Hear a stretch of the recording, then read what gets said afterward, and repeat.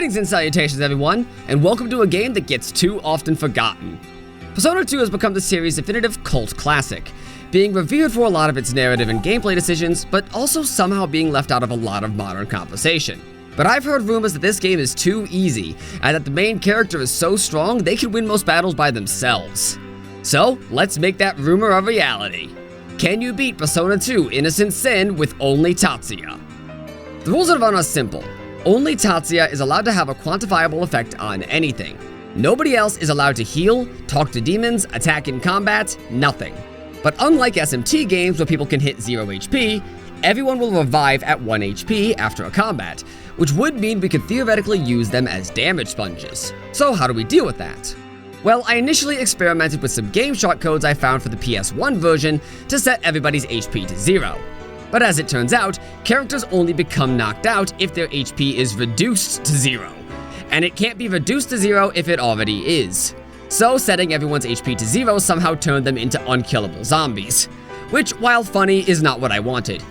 Thankfully though, GBA temp user Lucky Cross had what I needed, having posted cheat engine codes to directly modify the game's values. Most notably, whether or not a character is active. Throughout both Persona 2 games, characters will join and leave your party as the story progresses. When a character joins, the game sets them to active, and when they leave, they are made inactive. Being able to control these variables allows us to set every party member except Tatsuya to be permanently inactive, preventing anyone from joining our party of 1. This is also why we're using the PS1 fan translation, as I couldn't find equivalent codes for the PSP version. With the rules set, we open on some punks hassling us about our motorcycle, including our shithead principal, before naming ourselves the most shameless name I can think of. What I did not anticipate, however, was that naming myself Subscribe would mean that Lisa would walk up and... Ah, there you are! Hey, Sub! Call me that, in front of my guidance counselor. So Lisa is here to tell us how some jerk from a rival high school, Kasugayama High, went and kidnapped a girl named Hannya from our school, and somehow this is our problem, so we go over there to sort it out, but she was just there because she wanted to be. And the leader, Eikichi Mishina, or Michelle as he calls himself, knew nothing about it. His mates just wanted him to invite me to their band and knew he would never ask us himself. But he caves and allows us to join, at least until Lisa goes and brings up his old habit of pulling people's pants down to humiliate them. So he decides to attack us with his persona, Radamantis. This causes Lisa to awaken to her own persona, to which Eikichi is shocked because I guess he thought he was the only one with a stand, which I suppose is reasonable. Are you really about to let them steal your spotlight? You, who will bear the shield and sword against the trials of the world alone. I have emerged from the sea within your soul. I am thou. Thou art I. I am Volcanus!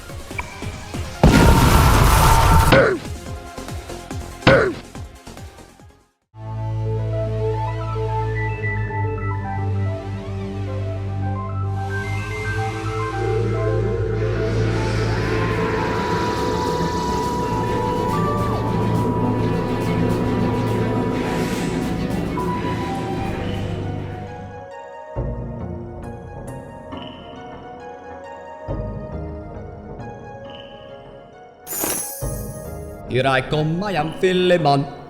After our minor altercation, we meet up with Philemon in the rift between consciousness and unconsciousness, who informs us that we have the power of persona. He lets us know that rumors will become reality as time goes on, and to test this, we decide to experiment with a rumor about calling the Joker, someone who will supposedly make your dreams come true, as long as you have the will to say it to them. Wanna see a magic trick? I'll make these souls disappear! Ta-da! This provokes a, big air quotes, fight, in which the entire squad uses a fusion spell on the Joker, only for them to toss us aside like a sack of potatoes. But seeing as we can't remember something they consider important, they tell us we'll have to deal with endless hordes of demons until we remember and fucks off. Unfortunately, the damage is already done, with Eikichi's friends reduced to shadow selves, dreamless husks destined only to be forgotten. Everyone without a persona, like Hannya, can't even see them. So we officially form our party and set out to find some weapons and armor and vow to stop the Joker's madness. Of course, normally a bunch of teenagers acquiring firearms and katanas would be impossible, but rumors becoming reality does have its perks. By going to the Kuzunoha Detective Agency, we can spread our own rumors. For example, the lady at Suraishi Ramen definitely doesn't sell weapons. That would be insane. But since we spread a rumor that anybody who subscribed to the channel gets to access the special menu, all we have to do is show we're subscribed and we're good to go. Try it at home. Regardless, now we can shop for weapons and armor, but right now our choices are kind of limited. The only place that sells armor is Toa Armory, and the only place that sells weapons is Suraishi Ramen. But since we're only gearing up Tatsuya, we have more than enough money, with some left over to buy some healing items from Satomi Tadashi. We also gain access to the Velvet Room, but we can't really do anything with it yet besides throw Radamantis and Eros in the trash, since we can't use them. And with that, we finally arrive at the first dungeon, Seven Sisters High. And it's here where we really start to feel just how much a solo run strips away from the game. Outside of the fact that we only have one unit, which means we are dealing less and taking more damage, our ability to play the game is also uniquely limited. See, Innocent Sin has a demon negotiation system, which sees you pick options to converse with demons. Each choice you make results in a demon either being happy, interested, afraid, or angry. And once you reach 3 of the same result, the demon and any other of the same demon in their combat will react accordingly. Angry results in the demons getting pissed and potentially attacking you, and fear results in the demons running for their lives. But what's most important are happy and interested. Happy results will have the demon offer to form a contract with you, of which you can have 3 at a time. If you get a happy result with a demon you already have a contract with, you can have them give you items, money, or even rumors, all of which can be useful, while also allowing you to end fights non-violently if you're in a tight spot. Interested results, meanwhile, make the demon give you tarot cards of their arcana. This is how we get new personas in this game. Unlike future games where personas are obtained in dungeons, here they are essentially crafted. For example, if we have 8 lovers cards, we can go to the Velvet Room and spend them to summon Pixie. This makes yellow results by far the most valuable, as they determine what arcana we have access to, and thus what persona we have access to.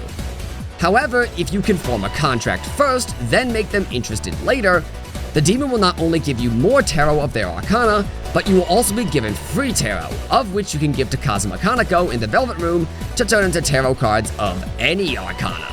Free tarot gives us the ability to make whatever personas of whatever arcana we want, just so long as we can make a demon happy and interested.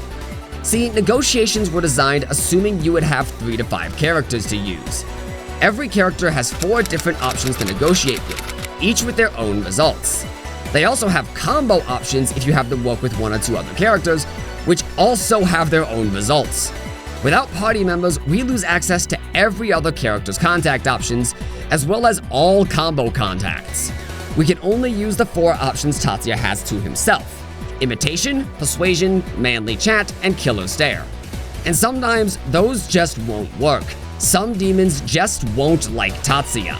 But you still want to try and talk to every demon, even if it means having to reload a save because they kicked your ass afterwards. Free tarot is that important. In Seven Sisters, I only found 1 source of free tarot, Zafan, who can be made happy with Imitation and interested with Manly Chat. And as if our lack of social skills weren't bad enough, being solo, we also lose access to fusion spells, special high-power attacks that require 2 or 3 units to perform certain skills in a certain order. Losing access to this means we also lose access to Persona Mutation. After getting the final hit in a fight with a fusion spell, the equipped persona can mutate, learning a new skill, gaining stats, or even being able to evolve into a new persona entirely. We get none of that. Without friends, we are limited to 4 contact options and whatever skills and personas we have on us. Thankfully, right now, that's enough. Volcanus is a solid persona in and of itself, with access to Agi, Flame Cut, and at max rank, Maragi. Usually you wouldn't hear me making special mention of Maragi, but in both Persona 2's, group target skills are actually stronger than their single target counterparts. This is especially true in Innocent Sin. Agi has a base power of 5, whereas Maragi has a base power of 12. And this isn't a one-off thing. Agilao has a power of 25, whereas Maragion has a power of 45. Agidine, 58, Maragidine, 72. Personas in this game rank up off their own experience meter, increased by casting spells with them, so I recommend ranking up Volcanus to the maximum rank of 8 over the course of 7 Sisters if you can. This also determines how we level our stats. Strength increases the power of your basic attack along with physical spells, with physical damage consisting of sword, ranged, strike, thrown, and havoc elements.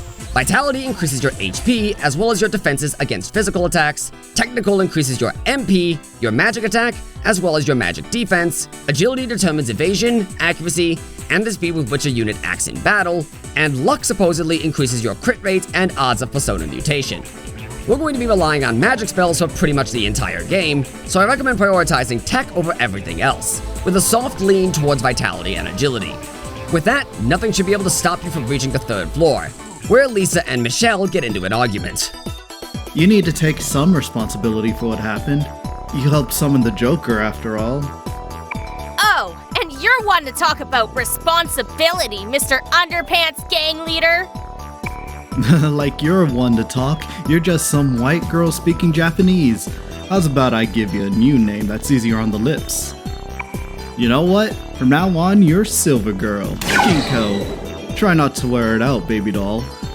Don't you put that evil on me, Michelle. I am not being called Ginko.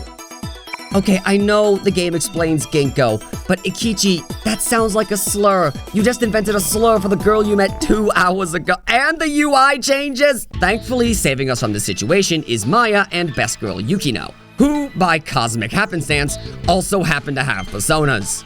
Not wanting to be off whatever's going on, Maya and Yuki join the party, which rounds out our cheerleading squad to a resounding 4, and gives me an excuse to talk about persona affinity. Each character has varying affinity with different personas, usually based on the persona's arcana, which affects how well that character can use that persona. Unlike later games, skills in Persona 2 don't have a set cost. Instead, every persona has a set SP cost for every skill they have. How good a character's affinity is with a persona determines how much of that cost that they have to pay. Great and good affinity are identical, giving us a 25% reduction on SP cost for spells. Normal affinity pays the flat cost, bad affinity pays 50% more, and worst affinity means the persona cannot be equipped at all. Affinity also determines the odds a persona will undergo mutation.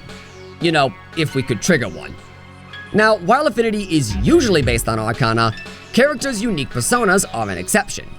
Everyone has great affinity with their original personas and any evolutions, but has worst affinity with everyone else's, with only 2 exceptions. Sadly, this means that we cannot use Michelle's Radamantis, Ginko's Eros, Yukino's Vesta, or Maya's Maya. Thus, while we're obtaining personas via tarot cards, we'll want to prioritize personas Tatsuya can use effectively. Tatsuya has great affinity with the Hanged Man, the Sun, and the World, and good affinity with the Emperor, Justice, and the Moon, so prioritize those 6 arcanas if you can. Though anything should be fine as long as it's not Hierophant or Death. Getting back to the story, Maya and Yukino decide the best course of action is vandalism. Specifically, since the rumors say anything with the school's emblem is cursed, we have to destroy all the school emblems in the building. This should give you enough time to rank 8 Vulcanus and meet and contract Zaphan before making your way to the top of the clock tower to destroy the biggest emblem, the school tower clock. But waiting up there to stop us is Principal Hannya, who has allied with the Joker in order to grow out his hair and make all the students love him even though he's an asshole. I kind of love this. Most people just have some nefarious supervillain plan. He just wanted his hair back. Anyway, in this battle, we discover just how good Tatsuya's imitation skills really are.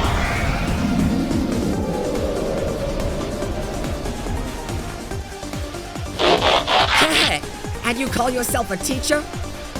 Yeah, so for whatever reason, if the necessary actors for a combat scene aren't present, Tatsuya will usually turn into them for that dialogue. The animations are usually broken, but it certainly looks funny. I sure hope that isn't going to become a problem later. Anyway, Hannya mostly focuses on Havoc damage with skills like Knowledge Drill, but with all the Havoc damage, any points you put into Vitality will be useful for physical defense. However, he does still have Dark Young Legend for dark damage, so Technical will be good for more than just DPS. Supposedly, the SMT wiki says another of his moves, Chill Drill, also does ice damage, but it seemed like it only dealt Havoc with a freeze chance, so I'm not sure where they got that from. Regardless, no ice damage means Hannya can't hit Vulcanus' ice weakness, but Miragi can hit his fire weakness. So just keep swinging into him and use medicines to heal when you need to. At level 6, this fight was no trouble at all.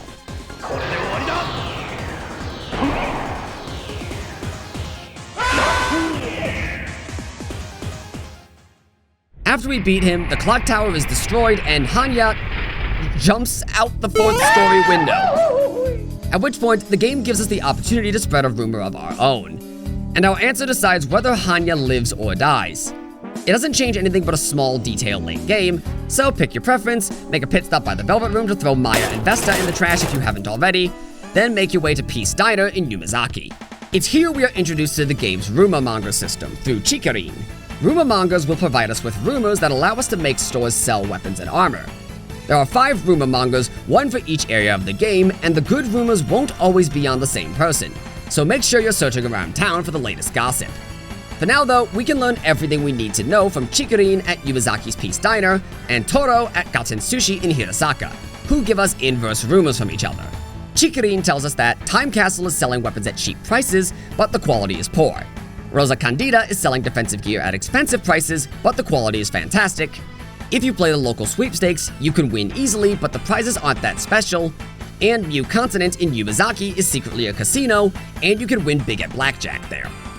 Meanwhile, Toro tells us that Time Castle is selling expensive high-quality weapons, Rosa Candida is selling cheap low-quality defensive gear, the local sweepstakes is hard to win at, but the prizes are amazing, and Mu Continent's secret casino is easy to win at the slots.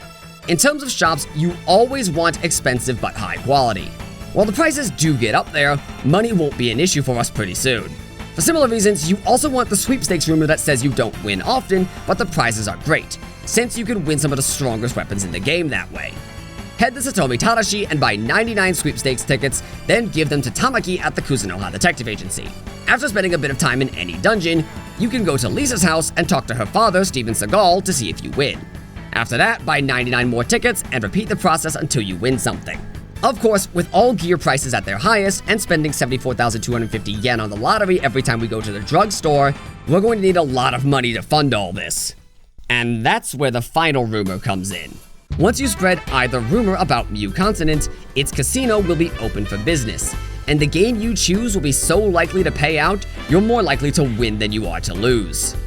Now, blackjack has everyone in your party playing cards, but since we're solo, only Tatsuya would be playing, which would be pretty slow. So I recommend the rumor about the slots instead. Head to the casino, grab about 1,000 coins, set your totally legal PS1 to speed up mode, turn on auto fire for triangle, and go to sleep. When you wake up, congratulations, you're a millionaire. Sadly, we can't convert coins to money 1-to-1. While you can buy coins for yen at a 10-to-1 ratio, the casino only trades coins back for prizes. Given you can sell those prizes, but no matter what prize you're selling, the return on investment is only 5-to-1. So after around 56 in-game hours, we made around 1.1 million coins. This means our little midnight gambling addiction resulted in us making, let me see here, 5.5 million yen? Money on my motherfucking mind. Cut 5 haircuts at the same time. White gold pants, jet 99% of gamblers give up before they big win. If you can believe it, we're not just here for the money. Mu Continent actually has some fairly decent prizes.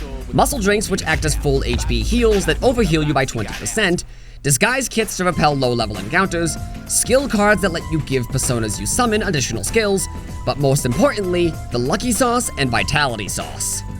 I know the official translation calls them sauces, but I love the idea that they're like cans of jelly. The Lucky and Vitality Sauce are 2 of the best accessories in the game. Rather than providing immediate bonuses to stats, they give you a +1 bonus to luck or vitality, respectively, when you level up.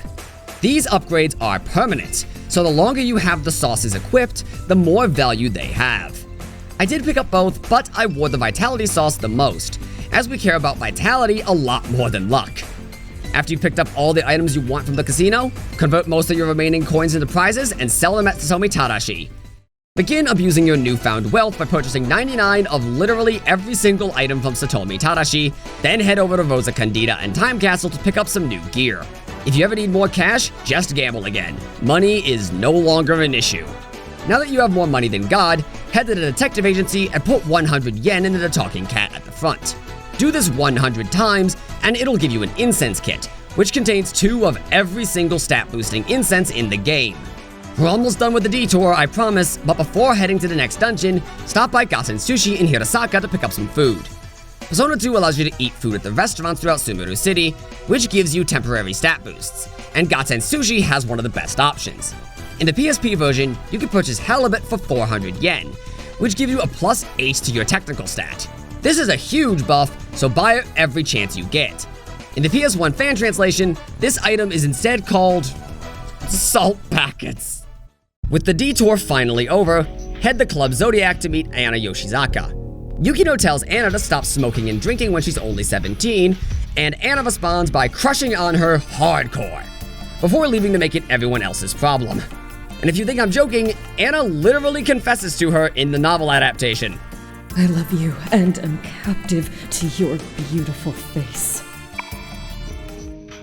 I'd hate it if you went through all the trouble of trying to change me for nothing.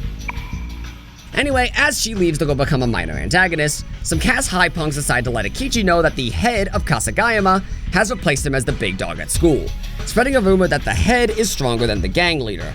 And they also kidnapped Hanaji after she asked him, okay, wait, this is the second time she's been kidnapped? Why does this keep happening? Anyway, the Kasugayama kids don't know her as Hanaji, but by her real name, Hanakoji, a girl who Eikichi was actually sweet on as a little kid. He just didn't recognize her earlier since she put on a lot of weight. Not that he cares though, the second he knows Hanakoji's in danger, he's off to go beat the shit out of someone. The demons in Club Zodiac aren't that much scarier than the ones in 7s. Most of them are repeats with a couple of new additions like zombie DJs and zombie junkies. But since Volcanus is a fire user, we can burn through zombies pretty easily. If you didn't rank 8 Volcanus in 7s, you'll have him capped before you finish this dungeon. Stop at one of the side rooms on the 3rd floor to pick up a mask to get into the main party room, and we see Michelle getting the shit kicked out of him. Are you telling me you didn't know? This girl is Hanakoji. You didn't recognize your ex under all that weight, huh? You shut the hell up. Ever since then, I've done everything to be worthy of Hanakoji. If you so much as even touch a single strand of hair on her head, I'll— You'll what? Go ahead. Do something. Try and stop me. I love how these assholes rag on Hanakoji for her weight, but Michelle doesn't give a damn what she looks like. This is why he's the best character. Anyway, this leads to the first of many choices you have in the game. While the choices worded very 90s be a man for my taste, it comes down to whether or not we bail Eikichi out of the situation or let him figure it out himself. If you jump in, it prompts a fight against Sugimoto, who is immune to literally everything Eikichi uses, because the head is stronger than the gang leader. Hanging back is the correct option, but since this fight is one of the only skippable ones in the entire game, I wanted to play the fight out before reloading to see what happened. Don't you guys lay a finger on him. He's all mine. Calm down, Eikichi. You can't beat him alone.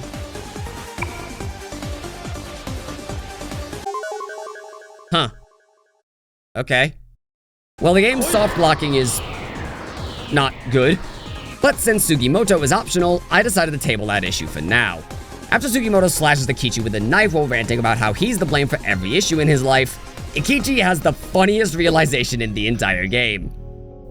Damn it! The head should be stronger than the gang leader!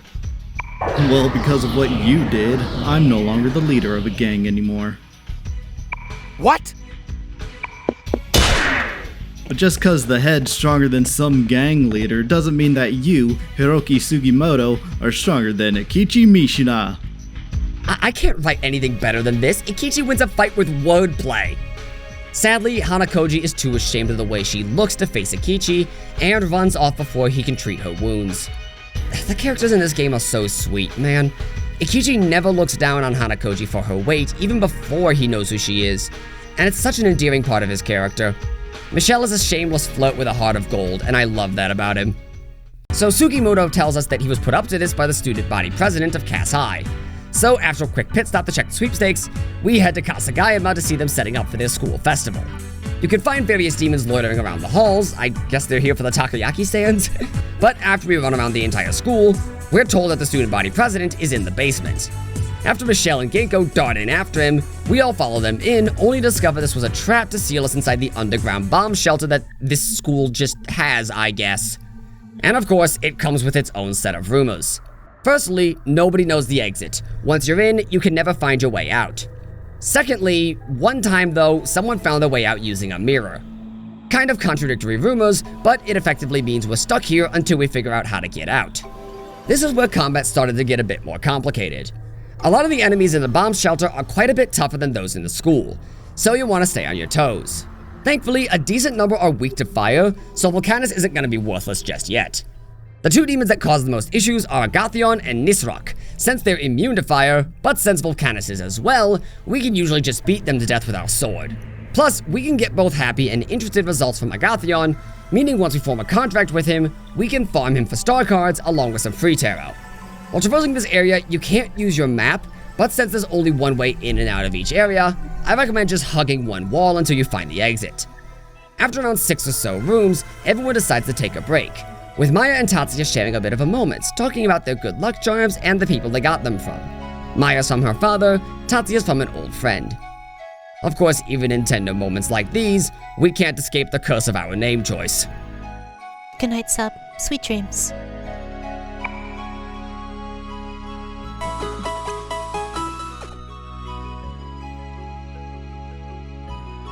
Ah, Sub, you're so cute when you sleep.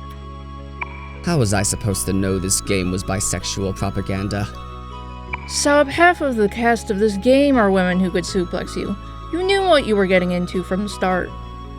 Maya and Yukino decide to prove they're the only ones with brain cells in the group right now, as they realize how the mirror rumor actually works, in that you can only see the exit indirectly. A mirror allows you to see the door behind you, so when Yukino does the same with her camera, suddenly there's the door. With that, we can head upstairs and take on the student body president, Yasuo. But before that, I decided I could stand a bit of prep, since I wasn't sure how good Volcanus would be in the next fight. So I looked at what personas I had available, and I settled on Shax. Shax only takes 25% damage from Sword Strike and Havoc, as well as resisting Nerve to deal with the upcoming boss's sleep. It's also not weak to any attacks he has, unlike Volcanus, who would be weak to Baofu. Suffice to say, Shax is the perfect persona for this fight. So with my new persona raring to go, we stop Yasuo, the student president, from turning half the student body into shadows at the school dance, and chase him to the roof where we're forced to fight him.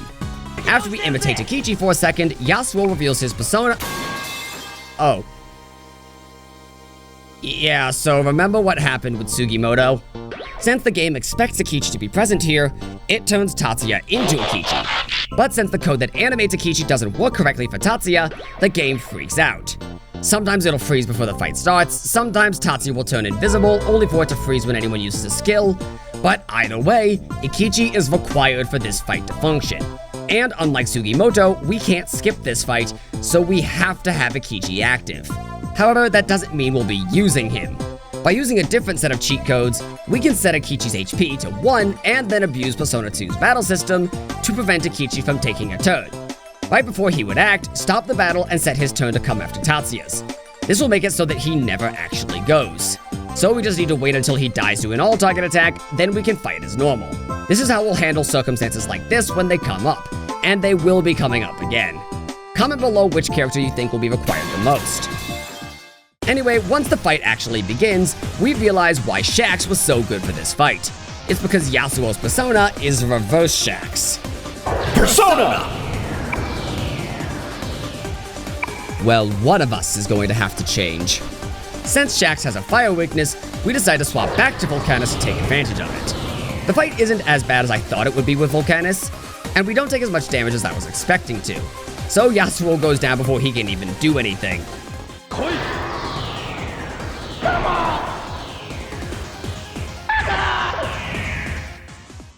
Defeated, Yasuo explains how he was only doing this so he could become an elite official of the Masquerade, collecting the students' ideal energy to do so.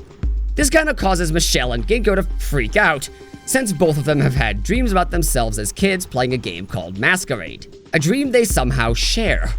He says he was going to offer up the energy to Lady Scorpion, and lo and behold, who turns out to be Lady Scorpion but Anna from Club Zodiac. Anna, why would you do this?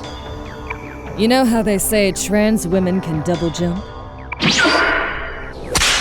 Well, lesbians can teleport. At which point, King Leo shows up and just incinerates Yasuo. He mentions how the Dance of Pleasure and Feast of Shadows didn't get them the souls they needed due to Yasuo ending the ritual prematurely, but then also say they can make up for it elsewhere before teleporting away. But more importantly, Maya isn't doing so hot after that. She's a bit deathly afraid of fire, so seeing Yasuo get cooked alive was enough to send her into a full-blown panic attack. So after we calm her down, we move forward to put a stop to the masquerade's machinations. I should mention, every time you finish a dungeon, hit up every single rumor monger to check for new rumors. High cost, high quality, of course. This time, the Sumeru Genie in Aoba provides both rumors we're looking for. From there, Steven Seagal for sweepstakes, Satomi Tadashi to restock, Kuzuno how to spread rumors and hand off the sweepstakes, then head on over to the next story beat, which for us is actually Honmaru Park in Rengidai, where Ginko gets mobbed by a bunch of people in Seven's uniforms asking when she's going to debut as an idol. After the scene, go back to Chikurin, who tells you about a rumor that Lisa's going to debut as a third member of a new idol group called Muses, with her best friends Asachi and Mippo. Unfortunately, that means she actually is the third member of Muses, and is set to give a press announcement at Mu Continent right now. Assuming this is the work of the masquerade, we book it to Mu Continent. But before you do, make a pit stop at the Conan Police Department, both to say hello to Subscribe's brother, Katsuya Scribe, as well as donate another 10,000 yen to the police dog statue for another +2 to all stats. You want to do this now, since you actually lose access to the Conan Police Department in the future, and with it, access to this stat bump if you haven't gotten it. So it's best to hit this now. Once we actually get to Mu Continent, we do have a small dungeon to go through, but none of the demons are all that scary. Although we do now start seeing masquerade cultists. The only ones you need to worry about are the Leo masks. The Scorpio masks are weak to fire, and our technical is so high that we can usually kill the Taurus and Aquarius masks in one shot anyway. The Leo masks, meanwhile, drain fire, so either tap the fight in with basic attacks or just run away. Nothing here should be too difficult to handle, we already fought stronger enemies in the bomb shelter. On the 4th floor, we find Asachi and Mippo filming a commercial for Muses, to which we all feign as extras to talk to them afterwards. Ginko lays into them for just signing her up for this without asking first, but they tell us that they're about to go do their first live broadcast at Giga Macho, and say she can come if she changes her mind. Maya reminds everyone there's a pretty high chance that the masquerade is involved, so we head off to Giga Macho. It was at this point I was really starting to feel Volcanus fall off. While there is some overlap with Mu Continent, most demons in Giga Macho are new and are significantly stronger than we're used to. Plus, a decent amount of them are immune to fire or have high enough stats to survive a Miragi. The Wraiths having access to Muto doesn't exactly help either. Don't be afraid to use your resources to keep yourself healed up. We have plenty of money to restock, and it's better than dying halfway up the climb. On the 5th floor, we make our way to the FM live studio and meet Genji Sasaki, who immediately outs Lisa as the final member of Muses. Maya then proceeds to push Lisa into the lion's den to try and get some insider info, before pulling us aside 2 seconds later and mentioning that Sasaki has a persona himself, which means there's a decent chance he's part of the masquerade. Way to put Lisa in danger, Maya. Meanwhile, on the hot seat, the Meteor jerk asks Lisa the question every idol gets asked at some point. Oh, Lisa, do you have a boyfriend? I'm dating a certain someone. To tell you the truth, he's here today. Whoa, this is incredible. Can you point your boyfriend out to us? He's standing right over there. The tall, cool guy. Me? In that case, you should have told me that sooner. Okay, baby. Fly on over here and cling to me. Not you! That's what you get for lying and trying to say we're dating, Ginko. Anyway, Sasaki drops the news that Muse's first upcoming single will be titled Joker, named after the Joker rumors, complete with a solo sung in English by Lisa, who is supposedly bilingual. To which the Meteor jerk drops the news that Muses will be performing the song live in Aoba Park later today, to which Sasaki leaves with Ginko and the other Muses to head there. This would remove Ginko from the party if she was there to begin with, and we're forced to head to Aoba Park to meet her there. But not before winning our first sweepstakes prize, Antimatter. It's just the name of a weapon for Eikichi, but I love the idea of winning the sweepstakes and receiving a gram of antimatter in the mail. To be fair, I'm probably the only person in the city who could afford it. As for Aoba Park, the place is a giant hedge maze with weird vents on the ground that can either damage your HP or SP, or even poison you. If your persona nulls nerve, the poison ones can be ignored, but you'll want to dodge the HP and SP ones. As for enemies, there's very little you haven't seen before or can't deal with, though new edition Jack Frost can be made happy with imitation and interested with Killer Stare, so you get snags of free tarot when he shows up. Keep heading north, and you'll eventually find your way to the back entrance of the music hall. Maya doesn't think she'd be able to lie our way in on the grounds of her being a reporter, but Yukino suggests that we might be able to just buy the security guards' badges off of them since they look like a bunch of part-timers slacking off. We all agree to the idea, and Maya leaves it to us to foot the bill, which I'd normally be a bit pissed about, but I mean... Holy shit! Okay, so I may have done a bit more grinding at the casino. Inside the music hall itself, we have a small mini-dungeon, which is mostly just a straight shot to Ginko, but I do want to mention one line in particular. What was that all about? Nobody should start thinking they're all big just because they got a little famous. I'm talking about that pet, El Sasaki. He's ridiculously sweet to all the girls, but he treats all the guys as if they were worms. That guy used to just be a one-hit wonder, but now this? I, for one, know that just a while ago, he used to hang around cabaret clubs bragging about his past glory. What? Genji Sasaki's a pedophile? That means Ginko might be... She might be beating Sasaki to a pulp right now, don't you think? We better hold her back before she murders him. I love that Michelle isn't even remotely worried about the possibility Sasaki might do something to her, because he'd know she'd kill him if he tried. But then she'd get arrested, and he doesn't want her to go to jail. Michelle and Ginko are BFFs, you can't convince me otherwise. Anyway, arriving at the backstage door, we hear Ginko giving her friends a reality check. She can't speak English, she never could. Everyone just assumed she could because she was a blonde-haired, blue-eyed girl who looked foreign. Sasaki takes advantage of Lisa's vulnerabilities and forces her to confront the fact that she doesn't really have a dream of her own. She was just kind of following along with everyone else, Tatsuya especially. He promises that she can act as a beacon of hope for people like her who have lost their dreams, and if she joins the masquerade, he can help her find her own. And she's actually tempted by Sasaki's saccharine words.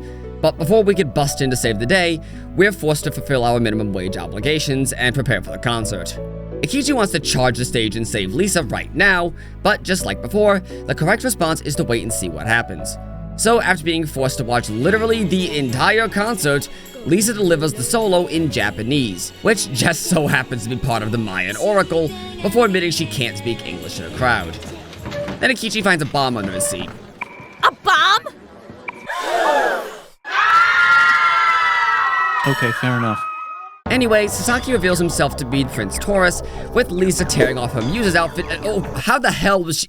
We could see her midriff 5 seconds ago. But with Ginko's performance fulfilling the conditions for a foreign song, the next part of the Mayan oracle, which was also what that Dance of Pleasure and Feast of Shadows stuff was about earlier, King Leo shows up to shit-talk Sasaki for talking big and getting the entire crowd to join the masquerade, only to fail. Sasaki says it doesn't matter though, since the Crystal Skull of the Earth already has enough. Leo then says that he's going to light the Fires of Atonement, which is just code for I'm going to bomb 4 places in Sumeru, with the first location being this music hall, saying that the place will be a sea of fire in 10 minutes. Thankfully, the game didn't get the memo and gives us 30 minutes to kick Sasaki's ass. In spite of the fact that Ginko and Yukino have lines here, the game doesn't crash because they don't have animations. Sasaki's persona is reverse arrows, the opposite of Ginko's, and while I'd love to have her make good on Eikichi's worries from earlier, rules are rules. Thankfully, dealing with reverse arrows isn't too hard. The only skill he has worth mentioning is Dark Mamagna, which is just an upgraded Mamagna with a confused chance. Supposedly, similar to Lisa, his healing moves are getting a boost in power. However, I've never seen him use one. Fata Morgana, or Mirage in the PSP version, can inflict the illusion status, but that isn't as bad as you might think. Typically, illusion in these games makes you extremely likely to miss your attacks. And while that is still true, in Innocent Sin, it only applies to physical attacks. So spam magic attacks, keep yourself topped off on health, and you'll burn Sasaki down without much trouble. Even still mostly relying on Volcanus, I beat him first try at level 17, which, considering I immediately leveled up twice, might have been a bit more underleveled than I expected.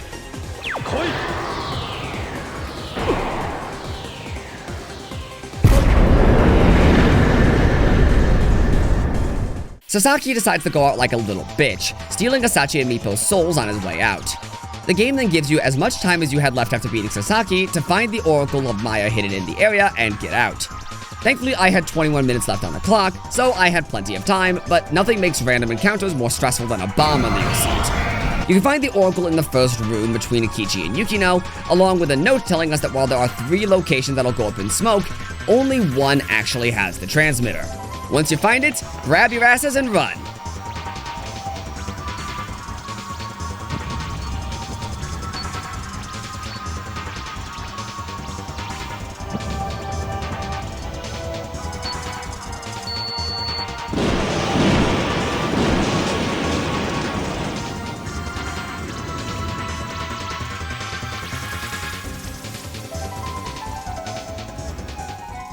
If Yasuo getting burned alive gave Maya a panic attack before, the entire park burning down will certainly do it.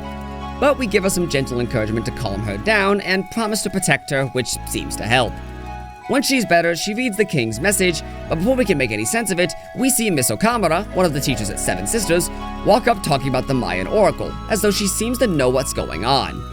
Maya attempts to interview her to learn more about what they're trying to stop, but Okamura, shocked that we know of it at all, assumes we must be with some group called the Last Battalion, and upon seeing Lisa with us, hits her with the line of all time. You tried to mix in with the students, to act as a spy. You deceived everyone, even me. Oh, you're despicable, a heretic, you little slut! You're nothing more than a pawn of Hitler!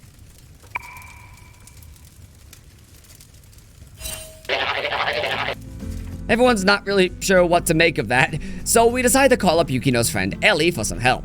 By overlaying the Zodiac onto Sumeru City, Ellie deduces that King Leo was probably trying to point us to the Hirasaka district, so that's likely where the first transmitter is. The only places in Hirasaka we haven't already been to are Smile Hirasaka and the Sakanoe building. Pick the wrong one and the other will explode, so after our chores, we head to Smile Hirasaka. The gang decides the best way to get everyone out of the mall is to start a fire in the bathroom, before abandoning Eikichi with the cleaning lady to go find the transmitter. The start of this dungeon actually strips you of your party anyway, so since the game expects you to be running solo and doesn't know when you'll group back up with Maya, Ginko, or Yukino, the encounters here are a little bit easier to compensate. You'll need to find and regroup with all three girls throughout the mall before returning to the 4th floor bathroom. Maya's on the 3rd floor towards the southeast, Yuki's in the basement behind a crepe maze, and Lisa's at the front door on floor 1. I recommend making a fast run downstairs to take on a Kraken for free vitality incense, then head back to the women's bathroom, only to find the cleaning lady had already picked up the transmitter in the men's room. After a bit of pointless arguing, we find... Oh shit, another demon lord? I don't get paid enough for this shit. My name is Belphegor. I am the Duke who governs the slothful in hell. The transmitter shall not be turned over to you. Come forth, my master. Come forth, my master. Miss, that's your cue.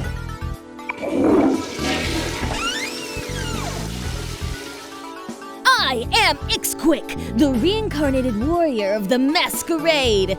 Just as Master Leo said, the wicked demon users have appeared before us. But fear not, I, Ixquic, the mage warrior reincarnated from the stream of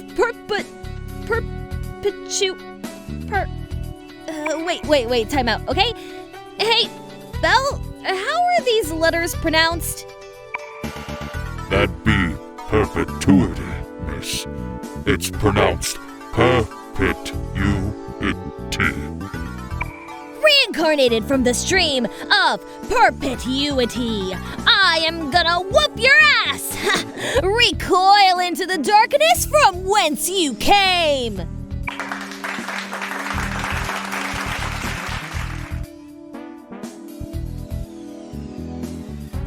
Miss, they appear to be ignoring us.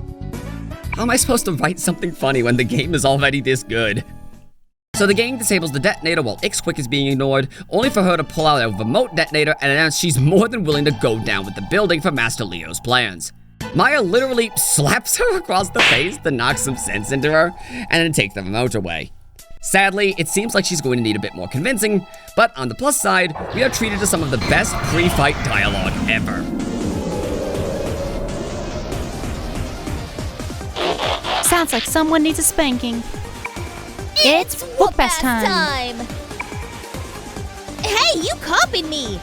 Akari's the one who thought of that line first! Ixquic is actually pretty tough, mostly because she's not alone. Her persona, Reverse Parika, has Wind, Havoc, and Almighty attacks. Meanwhile, Belphegor has Strike and Almighty, and can also try to poison you or use Makakaja to buff himself or Ixquic.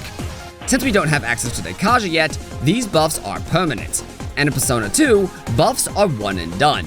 So this is a huge damage boost for Ixquic. That said, while Belphegor isn't weak to anything, Ixquic has a bit less HP and is weak to sword damage, the type of Tatsuya standard attack. Use this to your advantage and lay into her. She should take roughly 17 hits to knock down, but once she's out, the fight becomes significantly easier.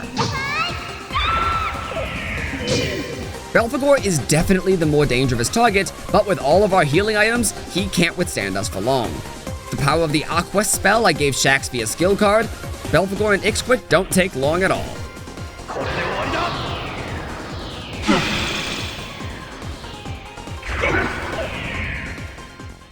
With the next bit of the Oracle in hand, Ellie tells us that the next bomb should be in the Yumazaki district. The passage also directly mentions El Dorado, the city of gold. And our two options in Yumazaki are either Pachinko Silver or Fitness Club Gold. If you can't figure this one out, I don't know what to tell you. After our chores, head down to Gold to meet up with Maya's girl failure roommate, Ulala. As the gym staff start getting civilians out of the building, we try and tell Ulala about what the masquerade is doing. Upon mentioning them though, she realizes her ex-husband Makimura mentioned them a lot before he left and stole all of her money in a marriage scam. At which point, she immediately leaves to go kick the shit out of him, leaving us to run through the gym. Our goal is to make it to 4 specific rooms on the 2nd and 3rd floors, find the bombs, then head back down. Search the entire area though, as you can find an agility incense on the 1st floor, and a Meteorama and an all card on the 3rd floor. We see Ginko nearly get blown up by a locker bomb, Eikichi just before finally finding the transmitter and the oracle in the men's staff room on the 3rd floor. As we do though, we see someone who stayed behind suddenly get startled and run. Seeing as all civilians would have already left, anyone still here is automatically suspicious. So we head back down to the 1st floor boxing gym where we talk to Ulala. Here we find our 3rd floor suspect, who reveals himself to be Makimura, who is actually Ulala's ex-husband. As he prepares to summon his persona, Ulala bursts in, awakens to her persona, and chases him out of the building. I apologize if this section was kinda short, but nothing here was really that notable. The only enemies we couldn't talk down or kill with Volcanus were the Scorpio masks, and everything else died so quickly it wasn't worth talking about. We don't even get a boss fight, Ulala chases him away. This area was basically just here to let you know that Ulala exists. Regardless, the next part of the Oracle is just a polite note from King Leo telling us to go to the Sky Museum. But before that, I used my free tarot to have Kazuma Kaneko paint me some Emperor and Moon cards, so I can pick up a few new personas. The Emperor cards allow me to summon Marduk, who acts as a spiritual upgrade to Volcanus, having stronger physical and fire skills. I also gave him Tarukaja via a skill card, and used the All card I found in the fitness club to give him a +5 to all stats. With the Moon cards, I summoned Parika for her immunity to all physical attacks except sword, while also giving her Sukukaja via a skill card. And with the 120 world cards I got through manly chats with Kraken in the last 2 dungeons, I was able to summon Demeter, who thankfully had not been turned into a child yet, and I gave her Meteorama using the card I found earlier. And while I didn't exactly need one, I had a Tree Fury card, and I figured that might be useful to escape from random encounters. And who better to give that to than Robin Goodfellow? It's me, guys. I'm in this game. Here I am. Look. Anyway, do your chores, then save before you enter the Sky Museum, where we see Tadashi and Tamaki, who are now dressed like phantom thieves to help us fight Hitler. Goofy as this is, it feels like the best time to mention that Tadashi is named after Satomi Tadashi, the scenario writer for Persona 1, both Persona 2s, and also picked up the Digital Devil Saga games where the original writer, Yugo Dai, left off. Bro literally wrote himself into the game. Speaking of the game, you lost it. Also, King Leo begins firebombing the place. This puts us onto a 40-minute timer. Tadashi and Tamaki split up from us to help us find all the kids who are on a field trip who are now hiding on each floor. Every time you go to the next floor, fire will follow you, preventing you from backtracking. So make sure you comb the place for treasure before you leave. It shouldn't be too hard to find the kids within a time limit. But you can't save the game once you're inside the museum, so you only get one shot. On the second floor, we have a brief intermission where Maya has to overcome her fear of fire in order to save Ixquic, who is stuck on one of the planes. Just like with Eikichi and Lisa, leave this to her. And after a quick flashback of Longinus giving some guy who locked a girl in a burning shrine a taste of his own medicine, we head up to the third floor. This time, there are two groups of children to save. You can tell if there are still more children to find by if Tamaki or Tadashi are blocking the way to the next floor. The enemies here are tough, but if you're stocked up on healing items, you should be fine. Demino or Diorama doesn't hurt either. Once all the kids are nice and safe, head up to the 5th floor, and then go outside to watch Tadashi just get fucking smacked. Bro made himself get bullied so hard. Once we show up though, King Leo reveals himself to be Tatsuya Suou, takes Ixquic as a hostage, shouts about how Maya and I did this to him, then pulls a transmitter and blows up Smile Hirasaka and Fitness Club Gold anyway. Apparently, we, quote, didn't find all the transmitters, so he's still able to blow up both buildings. So not only was Fitness Club Gold super forgettable, the only thing going there actually accomplished was that Ulala doesn't die. At least Smile Hirasaka was kind of funny because of the stuff with Ixquic. Gold is just a nothing dungeon. Anyway, after saving Ixquic from Suou, the blimp restaurant behind us starts to take off, because apparently the kids spread a rumor that it could actually fly. Thankfully, this gives us our escape vehicle, because Maya says that she knows how to pilot it. Just leave it to me, Maya Amano, ace pilot. The time has come to really show off my skills. What's a blimper 2? Leave this to me. This'll be a snap.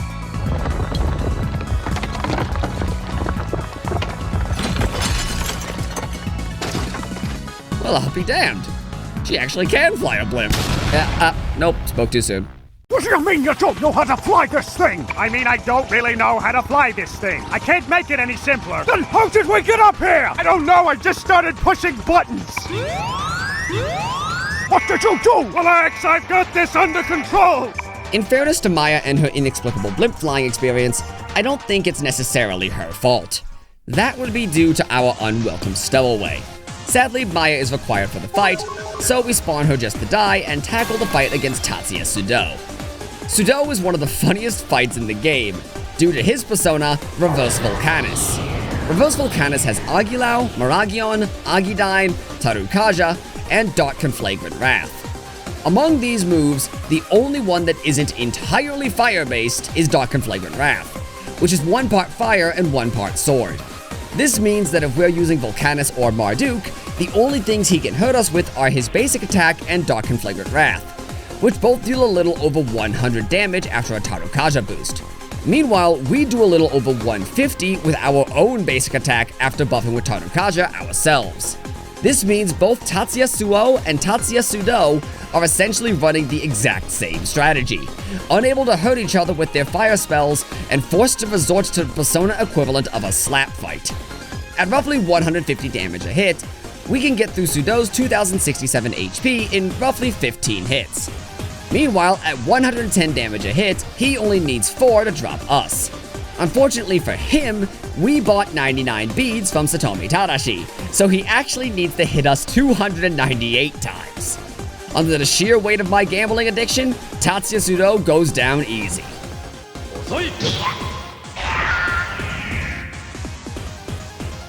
After which we jump out of a fucking blimp? Like, how do we survive this? How does everyone survive this? Nobody dies! Everyone lives! Everyone jumped out of the magical rumor blimp and lived! What is this game smoking? And can I have some?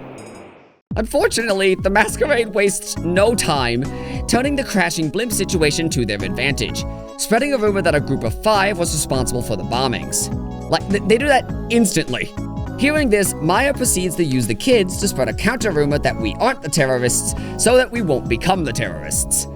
In the meantime, we split up on the way back to the detective agency to dodge the cops, with everyone but Lisa leaving the party for the time being. I love how clever this game is with the rumor mechanic. It feels like an omnipresent part of the narrative, while also being a mechanic you can interact with directly. And speaking of things I love about this game, the game has individual dialogues based upon where the plot is at the time. Ginko has dialogue in every location in Sumeru City that can only be viewed during this specific game state following the Sky Museum. Once you arrive at the detective agency, everyone else rejoins the party and all of this dialogue is just gone. The level of detail in this game is insane. Anyway, once you're done showing Lisa to everyone in town wearing a salmon suit, go to the detective agency to see the news on TV. Maya's rumor plan actually worked, and the news isn't sure what side we're on. But they also mentioned that the last remaining supporters of Hitler are attempting to uncover a nearby ancient ruin, adding how supposedly Hitler might be alive to this day, which is an actual real-world rumor apparently. Once everyone arrives, we share what we know and come to the conclusion that the last battalion and the masquerade must be one and the same. At which point, Professor Okamura proceeds to elaborate on, and for anyone who hasn't played these games, I swear this is real, how it is rumored that the last battalion secreted Hitler away at the end of World War II, wielding high-tech weapons infused with the blood of Christ, and are working to fulfill the Mayan oracle as detailed in the book Ixquic, which was given to us by aliens from the stars of Pleiades, who are actually the Mayans themselves. Why else did humanity suddenly develop culture out of nowhere? Of course it's the aliens! National Geographic was right all along! And apparently, the Mayans of the Bolantiku tribe are still sleeping underneath the city within their mothership Xibalba. It's all obviously backed up by Central American Mayan mythology. So everyone believes this woman is fucking insane. But if that's what the masquerade is looking to accomplish, we certainly need to stop that. But Lisa seems to think the masquerade is something else. She says she knows what the masquerade truly is and wants to go to the Araya shrine to explain. All the while, Maya's been acting weird since she returned. Whatever's going on, our answers lie in the Araya shrine. Lisa tells us how the shrine once caught fire and killed a young girl, and says how she, Eikichi, and I used to know her. At which point, oh hey, Philemon is back. He tells us to visit the Spring of Memories, which will reflect our past. But here, I notice another fun detail that maybe something isn't right with Maya, and one I didn't even notice until writing the script. Maya is the only one who goes on guard at the sight of Philemon, like she's shocked to see him even though she should already know him. Philemon's words lead us to Mount Iwato, and we begin seeing the ghost of a young girl. Ginko pleads to Eikichi and I to remember something we've forgotten, but Mount Iwato is still a dungeon, and dungeons have enemies. I definitely recommend working on any personas who have been falling behind, as this is a longer dungeon, so I use the time to rank up Marduk and Demeter. Eventually, we come to the first shrine, as we begin to remember the past we had forgotten. After we're ditched by our brother, we meet a bunch of other children without parental figures. A boy in a black mask whose parents were arguing, a younger Eikichi running from his father after he hit him, and a younger Lisa with Steven Seagal. Seeing as we're all wearing Featherman masks, we agree to be secret friends, as we form the masquerade. More than any other dungeon, comb this place from top to bottom. You're looking for 5 hidden side rooms, containing the 4 Featherman masks from the flashback. Pink Argus for Lisa, Yellow Owl for Eikichi, Red Eagle for Tatsuya, and Blue Swan for our secret 5th member. Though I said 5 rooms, but only 4 masks, as the black mask seems to have already been collected. Check every nook and cranny. Do not leave until you have all 4 masks. Cutting to another memory, and Lisa Feather Pink is elected leader for the day, so we decide to play house, with Lisa's crush on Sub showing even when they were kids. Meanwhile, Eikichi just wanted to color with his friends, something he still feels upset about years later.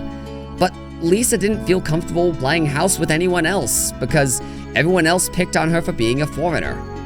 How is Maya taking all this emotional drama? Do you know what the most useful word in the world is? Sorry.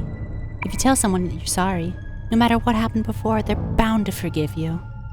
But in order to escape from your own sins, you're forcing that person to confront their own pain, which also makes sorry the world's dirtiest word. Also, I kick puppies, I guess. I don't know. Fast forward a bit, and one day, the masquerade found a new girl playing at the shrine. We decide to bring her into the masquerade, and in exchange, she teaches us the Master Persona game to see into our future, which is actually why we have personas now. Meanwhile, modern Maya has nothing to say. Once you reach floor B4, you'll arrive at the final mirror spring, and once you go in, you'll be pulled into a boss fight. Before that, I wanted to make use of a mechanic that would get me a particularly powerful damage option.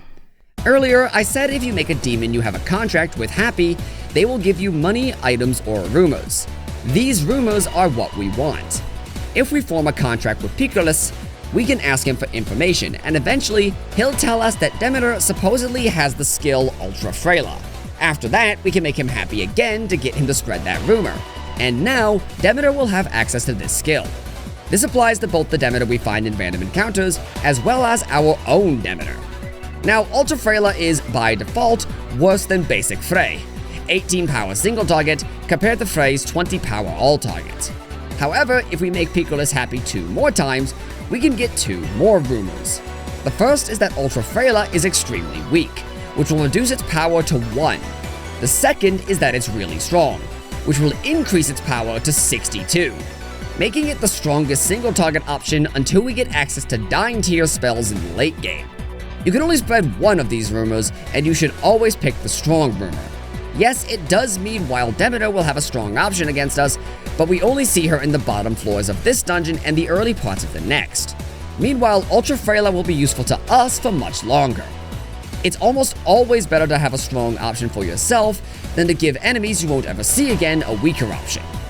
Of course, that's if you even want to do this, because getting a max power Ultra Frela legitimately took me 8 hours. This is because you have to actually find a demon to contract with, find them again in combat, then they need to actually give you the rumor, which is a random chance. And then you need to spread the initial rumor, and then get the strong power rumor, then spread that rumor.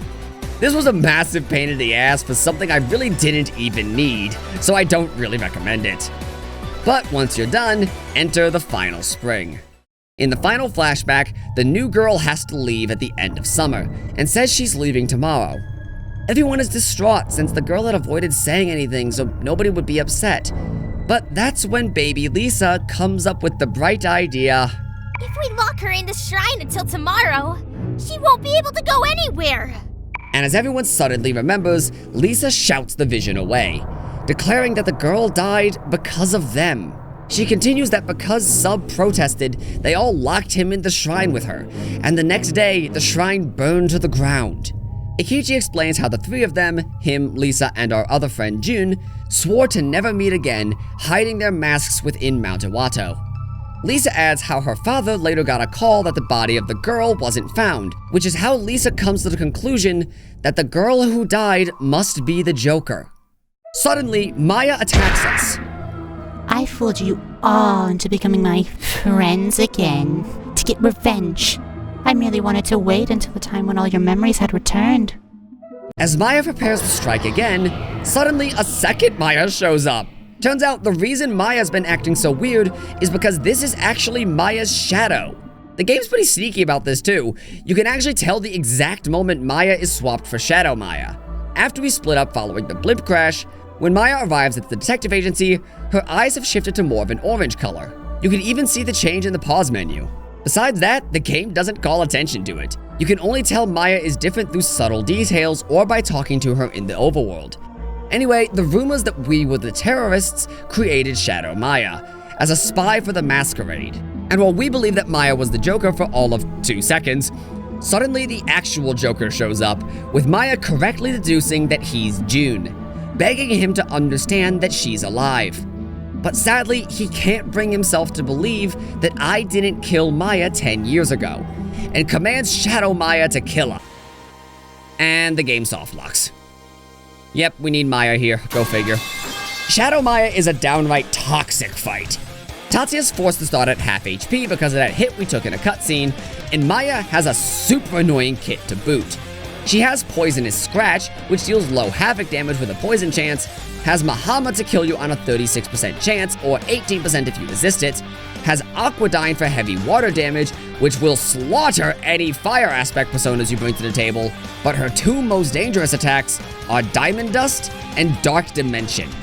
Diamond Dust says it deals medium ice damage, but it's actually only 2 power less than Aquadyne, and it comes with a 50% freeze chance to boot. And this is Shin Megami Tensei 1 freeze. If she wins that coin toss, you lose your next turn. Which combos extremely well with Dark Dimension, a non-elemental 30% instant kill. There is no way to mitigate this, there is not a resistance for this attack. And Maya loves these moves. she will constantly roll that 30% instant kill while also trying to turnstile you with Diamond Dust. Plus, even though her persona is the reverse of Maya's, Reverse Maya has no weaknesses, and resists all magic elements besides light, which is not a damaging element most of the time. Ideally, you bring a persona with physical skills, but my physical personas were Marduk and Mars, which left me vulnerable to double damage Aquadynes.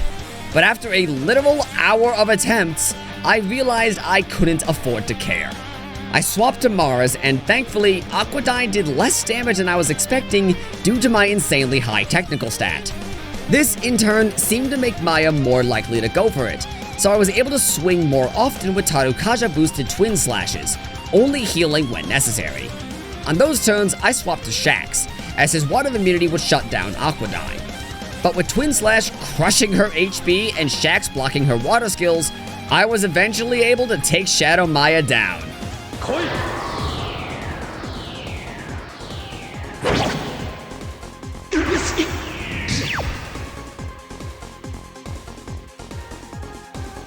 What the hell is even that? Maya reveals herself to be the girl we all thought died in the fire, apologizing for the hurt she caused us. Everyone has a good cry and hugs it out, as Maya bids farewell to the ghost created from her rumored death, and begs us to help save June. When all of a sudden, who else but Philemon shows up. Here I come, I am Philemon. Wait, what are you doing here? I am here to reward you for your dialogue choices. This is why we made sure we did all the dialogue choices correctly. As for each one you got correct, a persona is upgraded into its prime form, called Customs in the fan translation. For allowing Eikichi to defeat Sugimoto himself, he upgrades to Radamantis Custom. For allowing Ginko to resolve the concert scene by herself, she upgrades to Eros Custom. For letting Maya save Ixquic in the museum, she upgrades to Maya Custom. And if you do all three, Subscribe upgrades to Volcanus Custom. The customs act as a sort of mid-stage between the base personas and the ultimate personas we'll eventually get, which we get for everyone whose mask we found this dungeon, so make absolutely sure you at least found the red mask. But with this, we obtain a huge upgrade to Volcanus in terms of stats. Notably though, Volcanus Custom does not delete standard Volcanus, so he'll still be a decent option until we can fully upgrade Volcanus Custom. With our new persona setup confirmed and Maya, Eros, and Radamantis Custom thrown in the garbage, Philemon explains that June has been twisted by rumors into something that is no longer human, and instructs us to go to Caracol if we wish to combat something he calls the Crawling Chaos. So we all set out from the Araya Shrine, determined to save our fifth friend. And then the Nazis invade.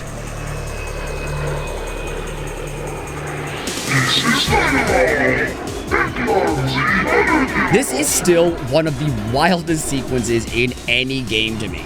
Like, how often does a game get to run actual literal World War II Nazis as antagonists, complete with actual Hitler, and not be called Wolfenstein? If this game got remade today, people would throw a shit fit. Anyway, seeing as we got some time to kill, special thanks to Patreon backers Axel Rosenberg, Gracemy, Kirara, Sokekion, Trucker96, Ash, Dylan Toomey, and Hound. And to YouTube members Dawn Shimmer, Axel Ryman, Ryoko Strifer, The Levin Strategist, Fabrizio Pignataro, Upland 2, Not D Wadler, Jaffinator 2166, Pika the Wumpus, Scout Rouch, Hunter Regal, Shadowcoin, Ray the Shame, Platinum, Agwith Dragonflame, Part-Time Prick, Baron Von Kame, Nyami Nyami Fucker 687, Hideo Wolfsbane, and 0132-132. Thank you all so much for watching, liking, subscribing, and especially to those who become patrons or members or support in any way. Your contributions give us the money to pay artists and hire actors and musicians to make these videos as awesome as possible, and we can't thank you enough for that. I hope today is going great for you, and if it's not, I hope tomorrow is better. Push towards your dreams. Even if there's only one person behind you, that's one person who believes in you. Never give up. Anyway, Professor Okamura calls and tells us to head over to Caracol on Mount Katatsumuri to prevent them from activating the Taurus of Time. Yukino remembers that's where her not-boyfriend Shinsuke went, so we're headed for the mountains to try and save him. Unfortunately, the Nazis have the main entrance guarded, thus we're given a choice. We can take the main road, or we can take a side path up the mountain. Yukino suggests busting straight through, but Maya points out that might result in a harder climb, since the main path is heavily guarded. Your choice here is between a more standard dungeon or a straightforward path with more enemies. But so long as your personas are solid, you should be able to handle the frontal assault. This also acts as our first combat against Nazi enemies. All the Nazis are high-power enemies, including the Commandant, who has a high chance to retreat and run away. One of the first Nazis we encounter, and he's a coward. Fortunately, the rest of the combat isn't that challenging. The rest of the Sturmsoldat have low health, so a Makakaja boost in Maragion will take them all down. Though, since we're dealing with them now, I should probably give a few details about the Nazis. Firstly, fun fact, most enemies in this game have an Arcana, mostly for demon negotiation purposes. Some enemies, like bosses, don't have one, though some have special Arcana, like the zombie enemies in Club Zodiac, who have the Zombie Arcana. All Nazi enemies have the Nazi Arcana. I think I need a refund on this tarot deck. Also, you can't negotiate with Nazis, so don't bother trying to get any tarot off of them. Though I'm not sure why you would want Nazi tarot anyway. Anyway, if you want to build yourself specifically to combat Nazis, I recommend using Parika to null range and havoc damage, since those are the types the Nazis specialize in. The Sturmsoldats have random shooting for medium all-target range, and assault for single-target havoc with a weird unwritten chance for instant kill. The Machine Soldats have rapid fire for high single-target range. The Machine Commando have random shooting, assault, along with photon cannon for high all-target havoc, but most dangerous are the Schutzstaffel, who have triple down for medium single-target range, along with Sharpshoot for a 40% ranged element instant kill. That's right, unlike most games where instant kills are usually light, dark, or occasionally almighty, Persona 2 gives instant kill options to other elements as well. In fact, all 5 physical elements have instant kill options, though the Havoc one is enemy only. And let's not forget Shadow Maya's non-elemental instant kill. Anyway, before we get more into them, we arrive at the Hero's Temple and need to protect a group of monks from the Nazis. And no sooner than we charge in, does the game crash because Eikichi decided to try to hype up Yukino. So once we add Eikichi to the fight because he can't shut the hell up, this fight isn't anything to worry about. It's just 4 Sturmsoldats and a Commandant again, all of whom can be taken down with Makakaja into Maragion. You will have to make an uncomfortable swing into the Sturmsoldats at half health, but that should make sure you're safe enough to survive the Commandant, and he ran away. With the Nazis defeated, the priest tells us that Shunsuke went up to Caracol by himself, giving him his father's camera to give to Yukino. Shunsuke told the priest that he planned to give it to her if she ever decided to become a full-time photographer, and if she doesn't think she's ready to accept it, to come and return it to him herself. So, with Maya picking a flower on the way out, we head up the mountain to save Yukino's boyfriend. Or rather, that's what I wanted to do, but I accidentally got turned around and went down the mountain like an idiot. So I restocked my items because I may as well, then finally actually went up the mountain. Once you're at the top, we see Nazis just massacring the masquerade, before heading deeper into Caracol, leaving behind 3 spear-wielding guards in giant mech suits. These are the Knights of the Holy Lance, a platoon of 13 that act as the last battalion's anti-persona unit. And unfortunately, they hurt us and also seem to sense our personas. Yukino suggests taking them 2-on-1 and that she'll take whoever's left, but the game gives us a choice anyway. If we choose to pair up with Maya or Michelle, we'll fight Longinus 11. If we choose to pair with Ginko or Yukino, we'll fight Longinus 12. If we choose to go it alone, we'll fight Longinus 13. The hardest fights would be 12 with Yukino and 11 with Maya, since they are weak to earth and water respectively, which are Ginko and Eikichi's main elements. But if you choose to go solo, Longinus 13 is weak to fire and has the least health by far. And how often does the game expect me to be alone?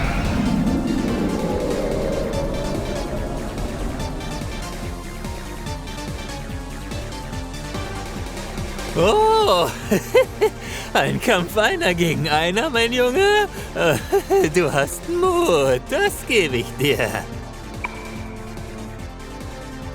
I can't understand a word you're saying. Es ist nicht meine Schuld, dass das Skript in Englisch geschrieben wurde. Longinus 13 is an introduction to the most annoying enemies in the entire game. While all of the Longinus troops have slightly varied movesets, all 13 share the same moves. MG34 for medium single-target range, Geistig Blitz, which deals high all-target electric damage with a 50% shock chance, and Longinus Copy, which the SMT wiki says should deal damage, but in my game, it just sealed your persona for 1 to 3 turns. The last 2 moves are the main issue. The game does not tell you when your persona becomes unsealed, so you have to check every turn to see if you can play the game again. Combine this with Geistig Blitz's 50-50 chance to make you skip a turn, and the Longinus fights can go on for as long as the game decides it does. Thankfully, your persona being sealed does not negate their affinities, so if you get sealed, swap to something that isn't weak to electric, ranged, or whatever else that particular Longinus has. And since the game expects us to be taking this solo, Longinus 13 is weak to fire. So a Makakaja boosted Agidyne from Volcanus Custom deals over 600 damage. With this, we were able to take 13 down in 2 shots.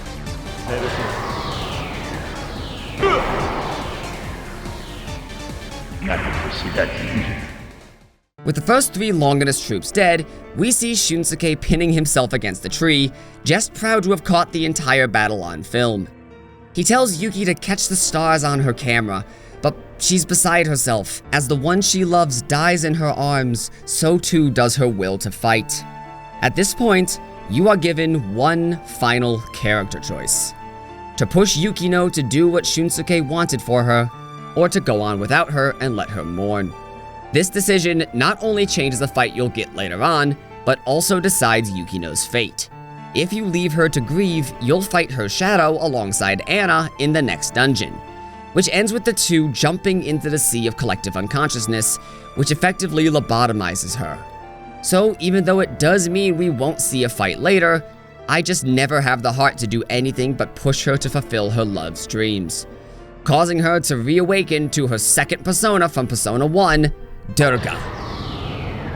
I am Durga. My duty is to rend asunder the evil that threatens this world. Know that your destiny is nothing less than this. Durga is typically a nuke for this point in the game, possessing incredible affinities starting with Zeodyne and ending on Thunder Inferno, one of the strongest fire attacks in the game that hits all targets with a 50% shock chance. Durga is strong enough to carry you through Caracol, and even some of what comes after. But sadly, it's locked to Yukino, so while I'm really happy for her character growth, it's going in the trash. Moving into Caracol, this is a maze of a labyrinth. Shoggoth and Sator can give you free tarot with the right negotiations, but that's the only good thing here. This area is awkward and confusing, and you will almost definitely get lost. And there's more Nazis. And as if all that wasn't enough, this is the Atlas Teleporter dungeon they keep insisting on adding into every game, complete with tiles that damage you for walking on them that look exactly like every other tile. I offer no tips. This dungeon sucks. Grab whatever free tarot you can and move on. Is what I would say. If you want about to experience, I shit you not, the worst fight in the entire run, bar none. This fight gives me a headache thinking about it. And unfortunately, you've clicked onto the video, so now you have to listen to me yell. First of all, this fight breaks and lies to you. Even though the fight pretends to work, if Ginko and Yukino aren't present, Tatsuya will freak the fuck out, and eventually the fight will consistently crash. Not freeze, crash. I'm not sure what causes this, considering everything else functions like normal, but this fight absolutely requires Yukino and Ginko. Once we add them in and let them die, we experience the true horror of the Knights of the Holy Lance. They were painful enough when there was just one of them, now there are 3. If all 3 go for Geistig Blitz, you have an 87.5% chance to lose your turn. And that's assuming you can even take an actual turn, since they love spamming, and I do mean spamming, Longinus copy. Sometimes they'll take their entire turn just hitting you with this move. It doesn't even do anything if you're already sealed. Geistig Blitz and Longinus copy leave you with absolutely nothing you can do but wait until the game decides to let you play it again.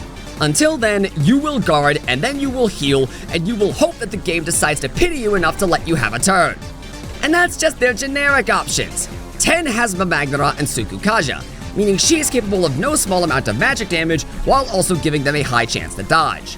9 has Magarula along with Poisma, which you'll want to remove the second you are able. With all the damage we're already taking, we can't afford to be taking any more. And 8 has Malaquas and Illuzone.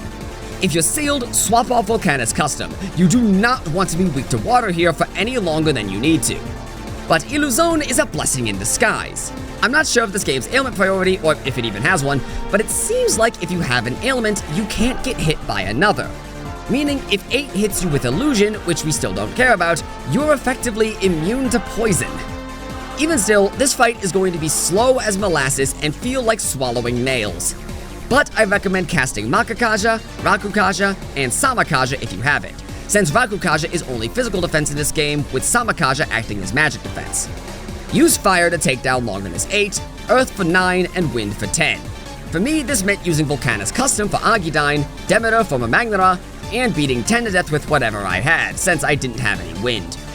But no matter how prepared you are, this is going to be slow, and the pace will be dictated entirely by the AI. Even once you're set up, if you get unlucky or make a wrong call, you can just get stun-locked until you die. This fight took me longer than any fight in the entire game. It went so long, I literally heard the callouts for their skills in my dreams, and it just made me wake up upset. Gute Nacht, geistig Blitz! Gute Nacht, geistig Blitz! But after 3 fucking hours on this singular fight, we finally beat Longinus 10 through 8.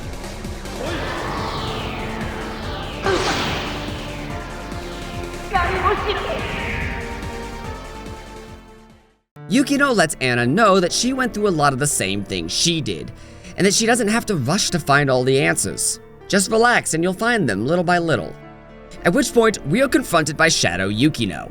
Shadow Yuki tries to hit Yukino with the Persona 4 special, but since she already went through her character arc, she's good to go, and she and Anna hold her off for us while we make our way to June. Moving forward, we find a hallucination of a younger June, who shows us a corrupted version of the flashback Ginko stopped back in Mount Iwato. In this version, Sub, Eikichi, and Ginko kill Maya inside the Araya Shrine, and June blames himself for not being able to save her. But in spite of Lisa and Eikichi pleading to him that we tried to save her, the child June refuses to believe it. As it vanishes, he leaves behind the raspberry, a flower symbolizing deep regrets, implying that he might be starting to remember what truly happened that day. And later, after another vision, the aster flower, saying he can't forget about us, implying he wants Sub specifically to save him. June is struggling against his own thoughts, and something or someone must be keeping him from remembering the truth. And once we reach the bottom of Caracol, we find the time loop room and go to confront the leader of the masquerade as well as the Joker after all this time.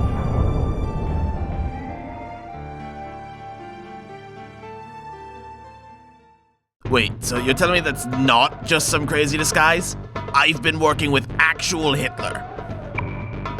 Well, not really. But let's not give away the surprise, yeah? June proceeds to sick his group of shadow selves at the Nazis, but when Maya tries to reason with him, the two temporarily unite under a common goal of freeing humanity from the suffering of failing to realize their dreams.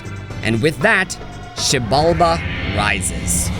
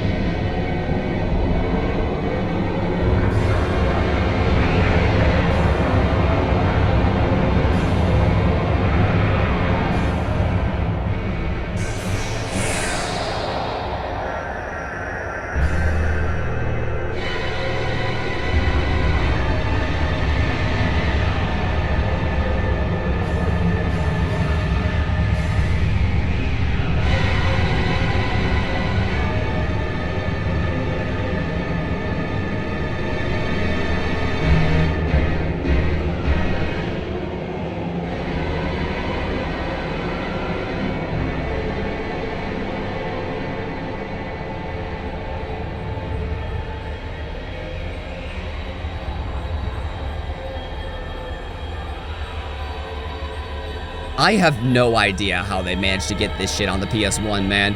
This is incredible. With Xibalba in the air, Hitler proclaims that it will act as the seat of his new dictatorship, then betrays the Joker by having Longinus 1 attack him, stealing the crystal skulls they used to make Xibalba ascend. The final member of the masquerade sacrifices herself to save him, but Longinus 1 is still able to make off with the skulls. Hitler flies into the air? How can he do that? Before telling us to move or we'll be swallowed up in the world's destruction, teleporting away as his Longinus troops fly off. Meanwhile, Joker bids the shadow selves of the rest of the gang to give chase, before struggling against himself. Is he June? Is Maya his mom? Are we his dad? But before he can remember, a disembodied voice tells him that he is the Joker, and he must kill. Finally, we fight the Joker, but now instead of wanting to defeat him, we want to save him. We draw our sword, ready to save our friend, and softlock. This one was a bit tricky to diagnose since the entire party has animations, but at the end of the day, Maya was the culprit. Joker is no easy fight, packing a lot of damaging options with a wide range of elements to cover. High Pressure is his simplest attack, just being medium all-target almighty, but everything else has conditions and chances to inflict ailments. Blossom Profusion is almighty with a 40% chance of illusion, Untimely Flowering is medium wind and mind damage with a 50% chance to confuse, and he also has access to ranged damage via Flower Beam. Not to mention, I'm not sure which move inflicts poison since the names differ between the PSP and PS1 translations, but he uses Flower Beam to hit me with poison, which in the wiki is stated to deal confusion. I'm not sure if the PSP changed this or what, but keep an eye out for poison as well. That being said, as long as you don't get confused, Joker is kind of a fairly basic slugger. Buff up with Tsukukaja, Makakaja, and Samakaja if you have them, and you can mill through his 2800 HP in no time. But of course, it couldn't be that easy. The game has been building this encounter the entire time. Did you really think Joker would only have one phase? As the Joker refuses to accept his defeat, he again hears that disembodied voice, telling him that if he desires power, to let the flames of hatred sear his flesh. He agrees, and Nyarlethotep gives him the power of an angel. Stop! Stop it!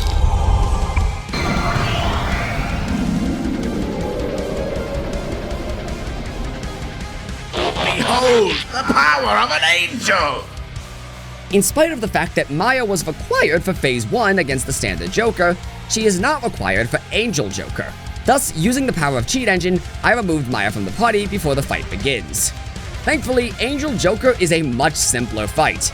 Over half of his kit is light-based. Hamon is a 42% light-based instant kill, Alpha Blaster is a light element attack that halves your HP every turn for 8 turns, and Sword of the Holy King deals heavy non-elemental damage with a 50% light-based instant kill. Seeing as Demeter is immune to light, the only hard part of this fight is the setup. I wanted to cast Makakaja to boost the power of my attacks first, so I ended up taking a couple deaths before I got on a run that didn't immediately get instant killed. Once I cast Makakaja, I swapped the Demeter to make use of her light immunity, and proceeded to spam Ultra Freyla for damage. Sword of the Holy King still hits pretty hard, and he does have Zeodyne to go for shock as well, but as long as you don't neglect your HP, Angel Joker is even easier than his first phase.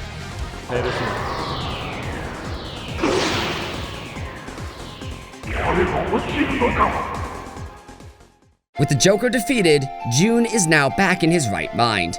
And everyone has a nice good cry, with June being surprised we still have the lighter he gave us, showing us that he still has the watch we gave him. Maya gives him the Nemophilia flower she picked earlier, to say how she's sorry, at which point we are interrupted by June's father? Who teleports in and tells June to fulfill Inlakiti and guide humanity to Idelion. June, now freed from Nyarlathotep's control, tells his dad to pound sand, at which point he strips the powers of the Joker from him and leaves. But before we can deal with the fact that we're not on the Flying City, Philemon pulls us into the Mind Palace to save us.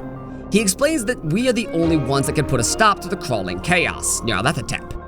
At which point, Yukino asks Philemon to take her persona abilities away, giving them to June instead.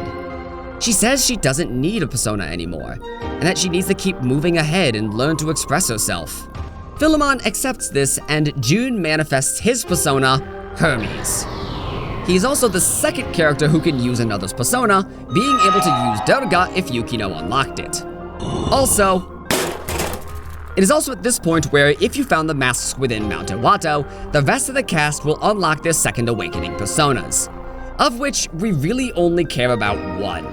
I am thou, thou art I. You have stood against the fire around you and taken it under your command.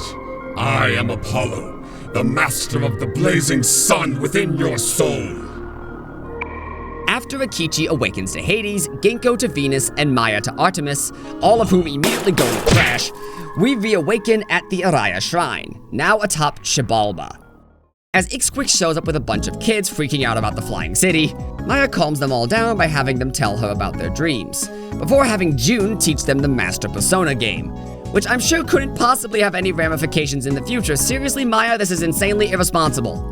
With that, we enter the new overworld map of Xibalba. We are officially in the end game, and we have to go to the 4 astrological temples scattered across Sumeru City in an attempt to free the Shadow Selves. Meanwhile, Yukino and Anna agree to stay and fight on the sidelines. Can I just say one last thing? If you ever have to ride anything again, don't let Maya drive it. What an odd thing to say. Thankfully, none of our post-dungeon resources got hit, so we're able to do a bit of pre-dungeon prep. We can tackle the 4 temples in any order, with there being similar demons in each. The layouts of each temple change depending on the order you do them in. For example, if you complete the Taurus temple first, the Aquarius temple becomes simpler, but the Scorpio temple becomes more complex. If you then do Aquarius, the Leo temple becomes simpler and the Taurus more complex, but since we already did the Taurus temple, that doesn't matter. As such, the optimal order for the temples is any order which goes Taurus, Aquarius, Leo, Scorpio, then back to Taurus. So if you start with Leo, follow it up with Scorpio, then Taurus, then Aquarius. I forgot about this and tackled the temples in a completely random order. Thankfully, I got lucky and my order didn't produce any detrimental results. It just meant I took the temples at a neutral state. Do note though, once you enter a temple, you will not be able to begin another until you finish that one. So make sure you commit to your route. With that, I got to fusing some new options, and with over 1,200 free tarot, I was able to go into whatever I wanted. I attempted to be clever here, summoning Baal, who absorbs water to deal with the Scorpio temple, Barbatos, who repels earth for the Taurus temple, Indra, who nulls wind and repels electric for the Aquarius temple, and Succubus, who resists all magic as a general all-purpose defender. If you're wondering why I didn't fuse anyone for the Leo temple, Apollo nulls fire, so I already had my answer for that. With my team established, I began with the Taurus temple. The Taurus temple isn't really all that much to talk about. The puzzles here mostly consist of conveyor belts and sand pits. The mini-bosses on the way up the temple consist of various Nazis and masquerade cultists that honestly aren't threatening anymore. You should be well used to handling what the game is throwing at you. So make your way up to the top of the Taurus temple, where we encounter Shadow Ginko. Shadow Ginko can speak in perfect English due to the rumors, and just proceeds to drag the shit out of Ginko, talking about how she dated older men for money and got mixed up with drugs, all to try and boost her own status. Even fawning over Sub was just to get noticed. And Ginko doesn't really deny it, but claims that she's not like that anymore, all because she found something she lost a long time ago. And just... okay, these are the actual lines from the actual game. I'm talking about my dream 10 years ago. All I wanted was to marry Sub, my first love. Stop it! The Sub I loved died back then. He's mine! Nobody will take him from me! Nobody can ever take those feelings away. Sub's feelings belong to Sub alone. But it's the same for my feelings too. Who cares about Sub's feelings? Sub belongs to me! I know I made this bed, but do I have to lie in it? Anyway, this fight had the potential to be scary, but I ended up discovering something extremely interesting about the way Persona 2 handles affinities. If a skill has 2 different elements and you null only one of them, you still take the other element's damage. However, if you repel one of the elements, you shut down the entire attack. So while Shadow Ginko's Dark Magna should deal both Earth and Dark damage with a 40% confusion chance, Barbatos repelling Earth negates the entire attack. This all but completely shuts Shadow Ginko down. All of her hardest hitting attacks are at least partially Earth element, including her unique attack, Dark Foamy Lover, which deals high Earth and Dark damage with a whopping 74% charm chance. This leaves her with Aquadyne, Makarakarn, and Charmy Dance, the latter of which Barbatos resists, reducing it from a 64% charm chance to 32. While the repelled attacks aren't doing anything to her due to her nulling Earth and Dark, she can't do anything back to us. And we're able to tap this fight in with Barbados' triple down on our first try.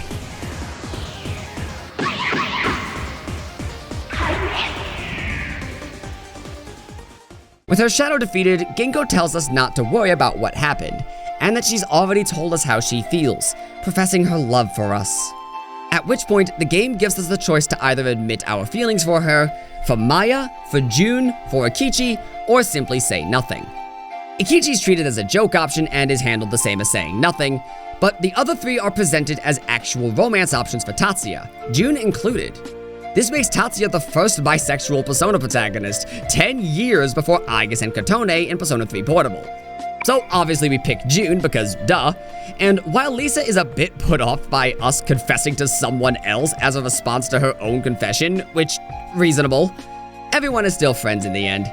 So our group of gay people collect a crystal skull and head out to go beat up more Nazis. I love this game. Next up, the Leo Temple. And for this, I wanted to take advantage of what I just learned. So I went to the Velvet Room and picked up a new persona, which ended up becoming one of my favorite demons in the entire series. Allow me to introduce you to Innocent Sin's solo win condition.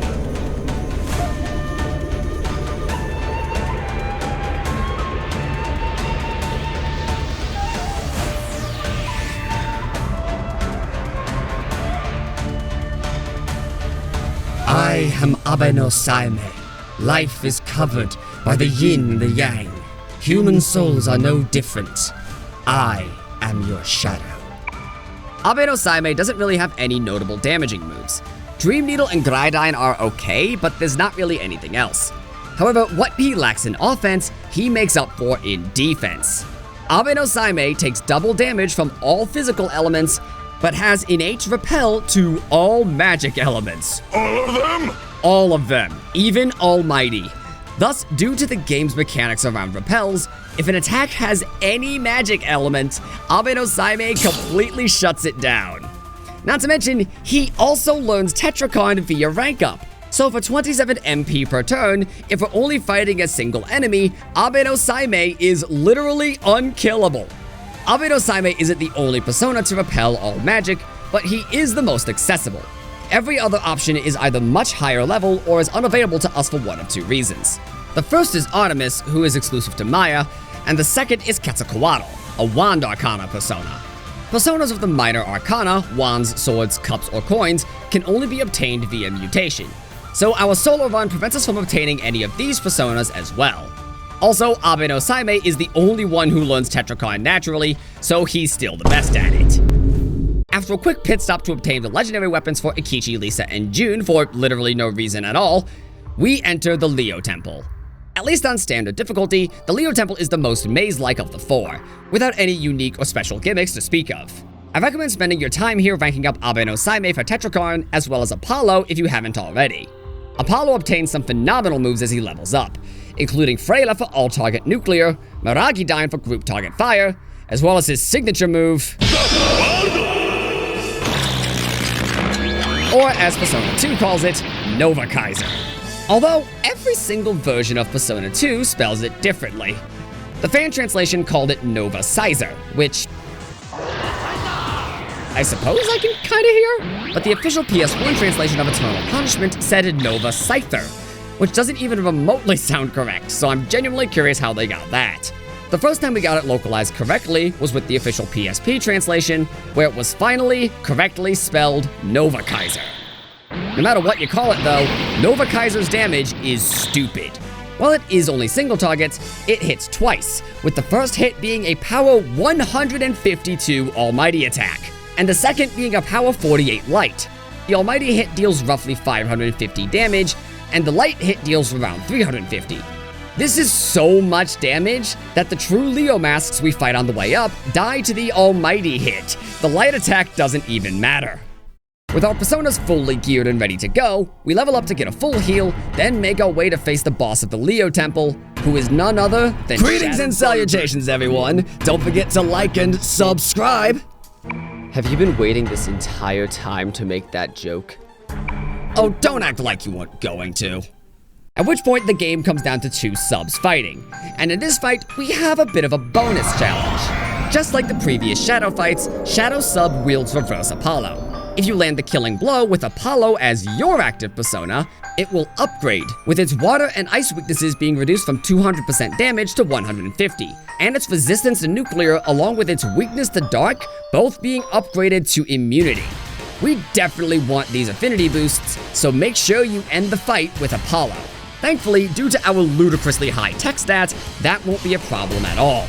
Since Apollo and Reverse Apollo are similar types of stands, his unique attack is Dark Nova Kaiser, dealing high Almighty and Dark damage, which he opens on for 69 Almighty and 18 Dark, not even breaking 100 damage.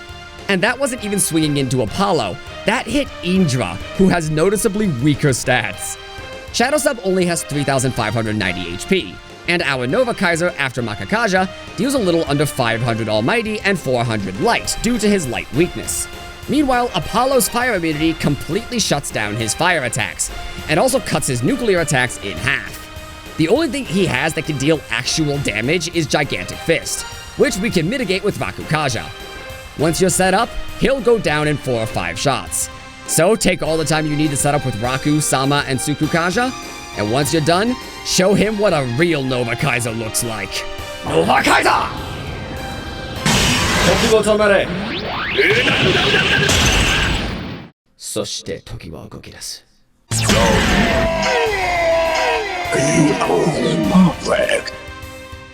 With the Leo Temple completed, we do our chores, then enter the Scorpio Temple. The Scorpio Temple is less maze-like than the Leo Temple, but has a few spots on the ground that will have your current MP. Considering we have more money than God, we can basically buy our way through these puzzles using MP restore items. There's not really much else to say about this temple, it's basically just a more annoying version of the last one. That is, until we reach the end boss of the area, and confront, in my opinion, the best of the 3 shadows. Ladies and gentlemen, introducing tonight's main event, presenting the world's biggest shit for brains, Eikichi, and his bizarre love story. Shadow Eikichi reveals that Hanakoji joined the masquerade, and had the Joker make her pretty, specifically saying that Eikichi was the one to drive her to do so. She explains that she always liked him even when they were kids, but was so embarrassed about what everyone would think about her being with the fat kid Eikichi used to be, that she joined in with all of the bullying. And she felt so ashamed of herself that when she saw him again, now slim and pretty himself, she stuffed her face until she was so heavy she was unrecognizable to him.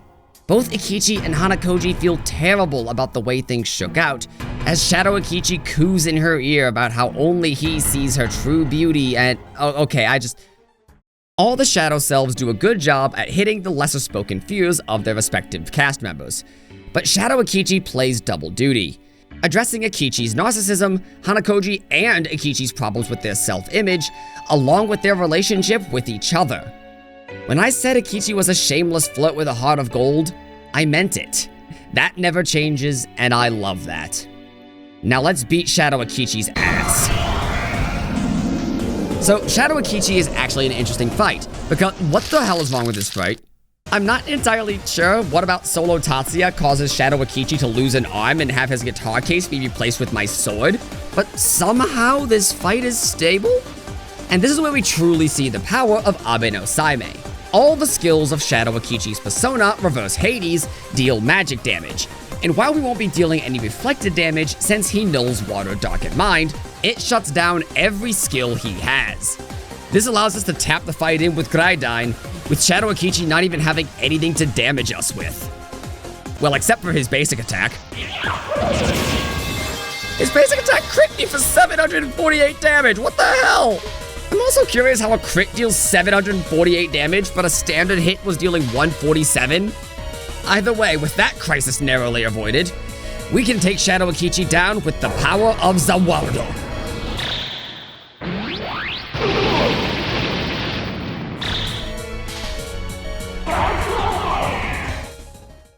With his shadow defeated, Eikichi tells Hanakoji that he doesn't care what she looks like, that all he can feel now is the warmth of her heart. As a kid, everyone picking on him made him feel cut off from everyone else, and that's probably what made him fall in love with her in the first place.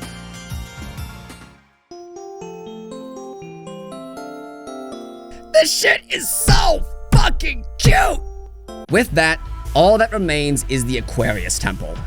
The unique gimmick of the Aquarius Temple is pitfall traps, which made this area take longer than any of the others. If there's any reason I'd recommend doing these dungeons in the intended order, it would be this one specifically. But worse than the traps is the boss of the dungeon, because in place of a Shadow June, which I think could have actually been cool, instead, we get the return of the Longinus troops. How beautiful. This puppet continues to dance despite knowing nothing. Yet all flowers are bound to wilt, just as the flowers in beautiful American Illinois. Huh. Illinois Nazis. I hate Illinois Nazis. Unlike the previous Longinus fight, this one was actually a bit easier, since we could now adopt a two-pronged strategy. For defense, we have Abe no Saime. Since Longinus Copy doesn't seal your persona's affinities, if you get sealed, swap to Saime and start guarding. If you set up Rakukaja at the start of the fight, you'll only be taking around 45 damage from their MG34s. And Abe no Saime's affinities will repel Geistig Blitz and their unique spells. If you need to heal, swap to Apollo to stay immune to status, heal up, then swap back. Once they let Longinus Copy fall off, buff with Makakaja, then swap to Apollo. The Nazis are technically still human, so they're immune to Nova Kaiser's light damage, but the Almighty still hits for nearly 600. With 2500 HP each one will only take about 5 Nova Kaisers to kill. Use Apollo for offense and Saime for defense, and you should be able to take down Longinus 7 through 5 without too much headache. Since we sadly couldn't equip June with Hermes, he doesn't upgrade it to Kronos here, but we don't particularly care about that anyway.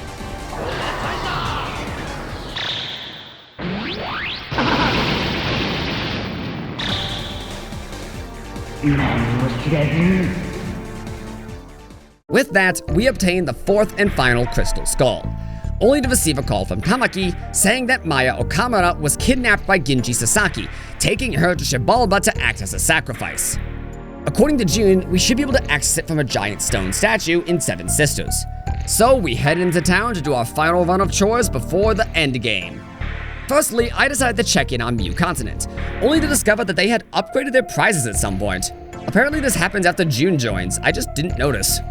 Regardless, there are some good new options here. The Recovery card allows you to give any persona Diarahin, which allows you to fully heal yourself. The Miracle Object is an accessory that provides plus 12 luck. The Hahiro Metal Boots are the best boots in the game, not only providing plus 34 defense, but also plus 25 magic defense, something most boots don't actually increase. Along with 2 more persona cards. The Nalumbonaceae Petal, or Water Lily Petal in the PSP version, allows you to summon Lakshmi, and the Commander's Horse, or General Piece, allows you to summon Bishamonten. Considering my history with Bishaman, I couldn't resist, though I did also pick up Diarahin just in case. Once I was ready, I began fusing my final team, though I was aware this was the final dungeon. While we will eventually be able to backtrack to Sumeru, it won't be for a while. So I decided to grind, banging out a whopping 6 levels in the Abandoned Factory, this game's bonus dungeon. Now at level 59, and with enough free tarot to build a house, I fused a bunch of new personas to replace my old ones, while also picking up some new options. I then went back to the factory to rank up those personas so they'd have the skills I wanted. This would be my team going into Xibalba. Apollo as a magic attacker with Nova Kaiser, Lakshmi for Diarahin and Rakukaja, Heimdall for Sukukaja, Tsukuyomi for Makakaja and Samakaja, Bishamonten as a physical attacker with Blade of Fury, Abe no Saime as a hard defender, Succubus to learn Super Megiddo via Demon Rumor, which I later realized I don't actually want because Nova Kaiser outclasses it, Hunabku with Estoma to avoid random battles, Robin Goodfellow with Trifuri to escape from random battles if that fails, and Vivian for personal reasons. If you know, you know. With our team set up, we arrive at Sevens and ascend to Xibalba. Though we will have to take a boat. Come on, all aboard! Oh god, Maya's trying to drive again. Well, the blimp ride was kind of Tatsuya Sudo's fault, so I'm sure she'll be Okay, that one was a fluke. I'm sure she can.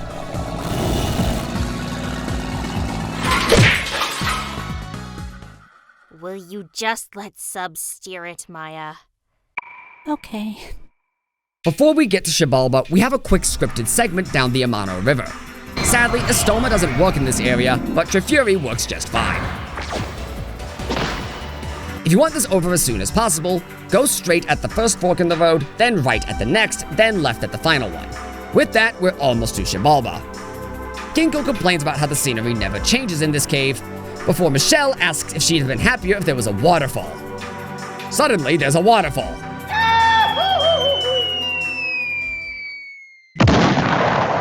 Well, that was great. Now we have no way back. With no way to go but forward, we notice that no one's guarding the place, and assume that it's most likely trapped. Eikichi asks us what kind of traps we think will be in there, and we're given the choice between a laser trap or an oven trap. We pick lasers, and sure enough, in the very next room, there's a laser trap. So it seems like we'll have to be careful about what we say here. As far as final dungeons go, Xibalba isn't too bad. It's definitely a bit of a labyrinth, but it's not even as confusing as the Leo Temple before it, and you only have to worry about going down. Plus, if you did all the grinding I did, Estoma should be able to skip most of the fights here. If you do get into a fight, I recommend taking it down using Bishaman. Nothing here completely shuts down Blade of Fury, so you can use it to mow down any mobs you come across. Moving forward, we begin to see more flashbacks of the Masquerade kids, like a bunch of bratty kids telling June that his dad's a deadbeat, a memory he does not seem to take well. Though, moving forward, we do get to see Genji Sasaki burned alive by a laser trap, so that's cool. Seeing as Professor Okamura isn't with him, we assume she's still alive, so we push forward. By the way, make sure to search every floor for items as best you can. Xibalba has plenty of stat-boosting incenses lying around for you to find. On the third floor, in the room of Akbal, we discover the oven trap Eikichi thought might be here. It's at this point Maya starts to pick up on the mechanics of the dungeon. What we believe is real becomes real. Would you be happy if there was a waterfall? What kind of traps do you think will be in there? So Maya shouts to us to clear our minds and book it, and that the oven will cool down, which miraculously seems to work. Something to keep in mind for later, I guess. Immediately after, we see a child like Maya saying goodbye to her father as he left to go report on a war, something he never came back from, and Maya is still grieving over to this day. But Maya decided to follow her dreams, becoming a reporter like her father to bring dreams to other people. I notice I'm talking a lot more about the story than in other games, but that's because the story is actually really tender. You get a sense for all the characters as people. I think that makes it a really good story.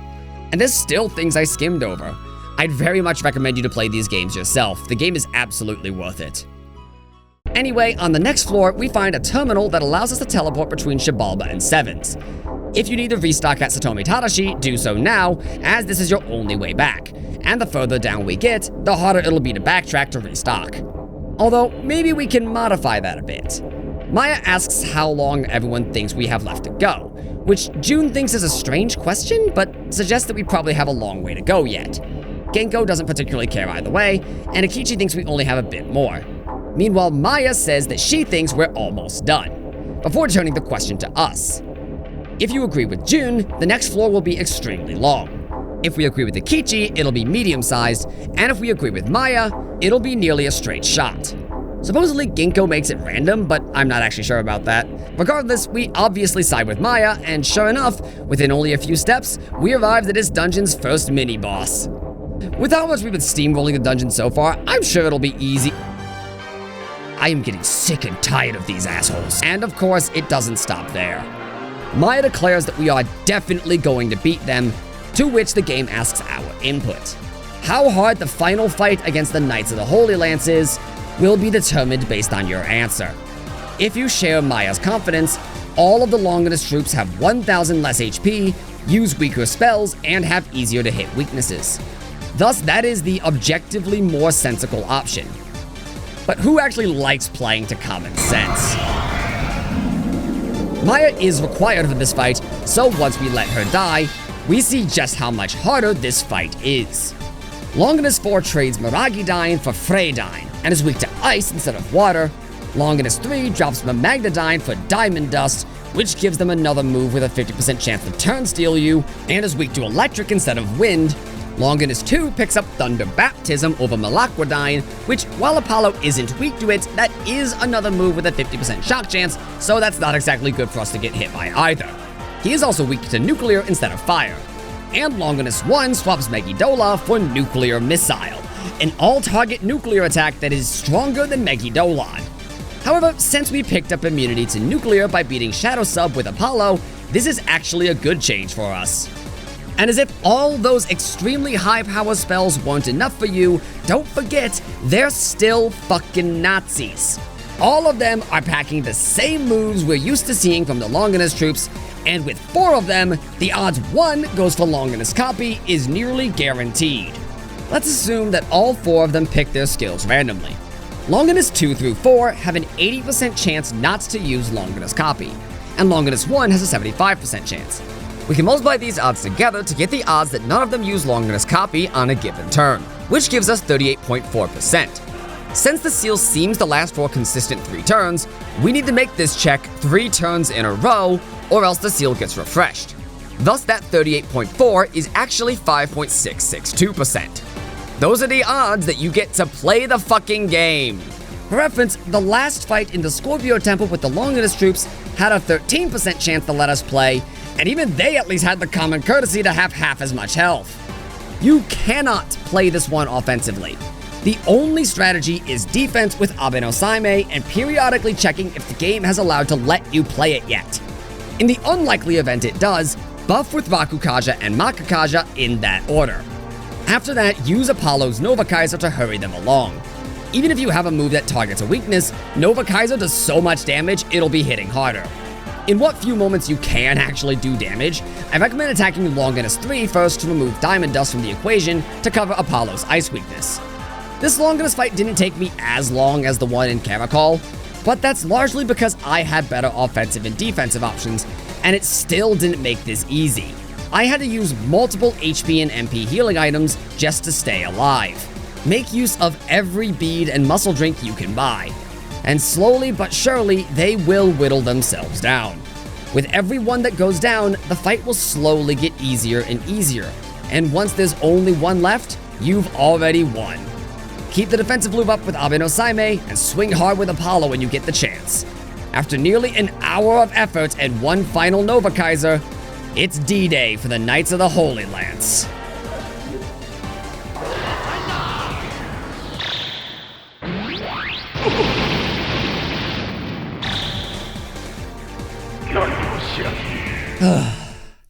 I am so happy we are done fighting the Knights of the fucking Holy Lance. I'm literally hearing the battle theme in my sleep. If I see one more fucking Nazi, I am going to scream. With the first and easily hardest mini-boss completed, Maya explains the rules of Xibalba to the rest of the cast, and how your thoughts become reality. I'm gonna be a star. I'm gonna be a star.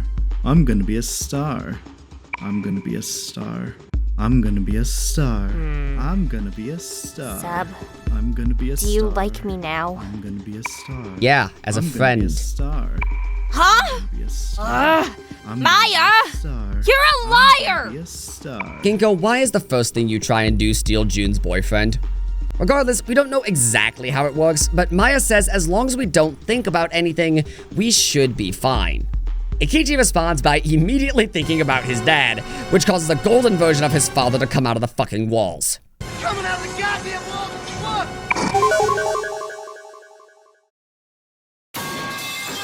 Metal Daddy, that is his actual name, is a joke compared to the last fight. His moves would be scary for a solo run. Yell deals high electric damage with a 100% shock chance. Hata and Hatatata deals high havoc and strike damage, and Pressure Point is a 45% strike-based instant kill. Sadly, he is but one man, so once we let Eikichi die to prevent a soft lock, Abe no Saime can wall him out with Tetrakarn, as he is not immune to strike or havoc. I did it! I beat my dad! Still the best line in this game. Of course, no sooner than Eikichi can celebrate defeating his daddy issues, we're forced to deal with June's mommy issues. In a flashback to a day when June's dad wasn't supposed to show up, he suddenly does and tells him that mom's waiting at home. Only June knows that's not true, and this manifests in the form of Metal Mom, who steals our defensive strategy by repelling all magic damage. Thankfully, she has nothing to threaten us otherwise, dealing literally 1 damage after we're buffed, while we hit her for 450. Bring a persona that's immune to Dark to block Mudun, and she's not an issue at all. Following this, we're forced to fight probably the most interesting fight of the entire run, as we find Professor Okamura trying to awaken the ancient Mayan aliens I mentioned half a video ago, who are all apparently hibernating in this room. Realizing that everything in the Mayan oracle was true, she completely loses it and starts to talk about how she would have been a better wife to Jun's father than his mother was, before the Mayans wake up and just backhand her. Of course, this brings us into a fight where... oh god damn it. This brings us into a fight with the Bolantiku, who are fairly simple in concept. Each of them have only 2 moves, Asteroid Bomb, an almighty attack that hits as hard as Nuclear Missile, as well as all of the main cast's unique attacks. Yep, each of the Bolantiku have dark versions of all of the cast's unique attacks. Type 1 mimics Tatsuya and has Dark Nova Kaiser, Type 3 mimics Ginko and has Dark Foamy Lover, and Type 4 mimics Eikichi and has Bloody Divorce, the reverse of Hades' Bloody Honeymoon. As for Maya and Jun, this is the first time we're seeing reverse versions of their unique attacks. Shadow Maya had Dark Dimension, but that was a reverse version of Omni Dimension, a unique move of Standard Maya.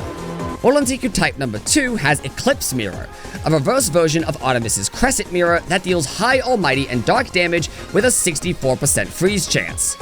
And Type 5 has Terror Fortune, a reverse version of Kronos' Cross Fortune, which deals high wind and dark damage with a 108% chance to cause a status ailment. Needless to say, between Dark Foamy Lover's 74% charm chance, Bloody Divorce's 72% confusion chance, Eclipse Mirror's 64% freeze chance, and Terror Fortune's 108% ailment chance, the Bolantiku have the potential to be extremely problematic, which is what I would say if Abe no Saime wasn't immune to literally everything I just said. The answer to this fight is literally to just guard in case they basic attack and let them kill themselves.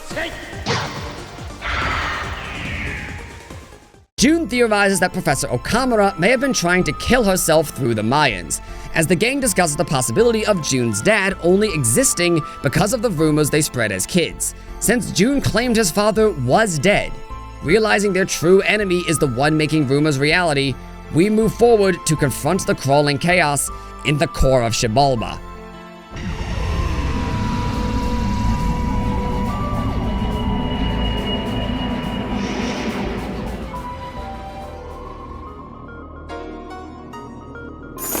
Only for Hitler to show up, wielding the actual spear of Longinus that pierced Christ's body. Maya tells Hitler that since we have all the other crystal skulls and defeated all of his subordinates, the skull he has is useless to him. To which Hitler agrees? Wait. Wait. No, not again, not again!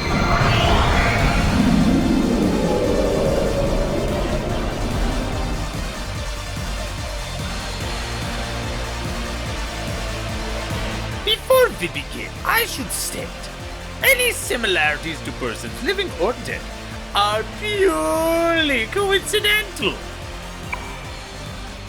Bro, you are actual Hitler. Like, that is literally what you are. You don't get to any similarities. Oh yeah.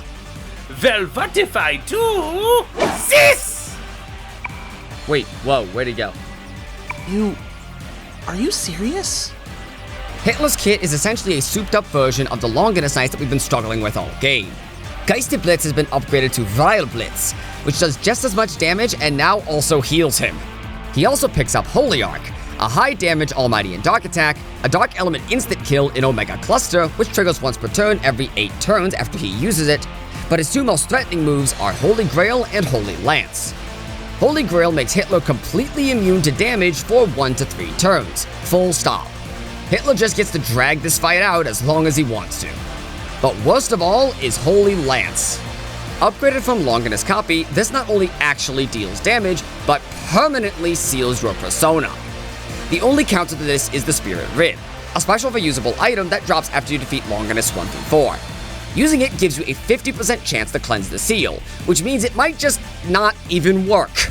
Not that it mattered for me though, because I kind of forgot about it. Even if I had it, though, gambling on that doesn't strike me as my idea of fun. Ultimately, though, Hitler is alone. So just like all the other solo fights before him, guard strats with Abe no Saime will win with time. If you need to heal, swap to Apollo so that you're still immune to Dark in order to avoid the instant kill chance of Omega Cluster. Apollo's also good for basic attacks to speed up the fight if you're in a good enough position. After having dealt with all 13 Longinus troops, you should know how to deal with Nazis by now. Keep up the loop, and with one final critical hit, we put Hitler to the sword, and he goes down. We did it, guys. Nazis are no more. Hitler reveals himself to have been the false dad we saw in June's flashback, and explains that this area exists within the collective unconsciousness. All the egos of humans are born here and will return here, while also confirming the earlier suspicion that June's dad was brought forth by rumor.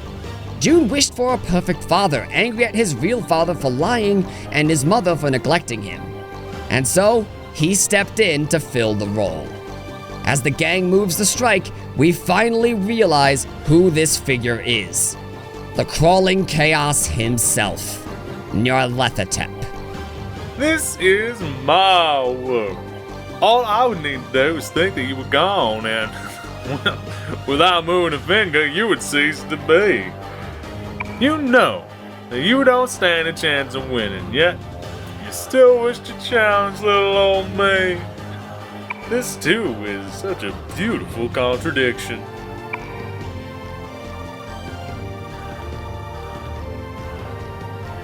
We couldn't even... We couldn't think of anything close to losing, or there's no way we'd ever be able to hold on to the dreams of our future.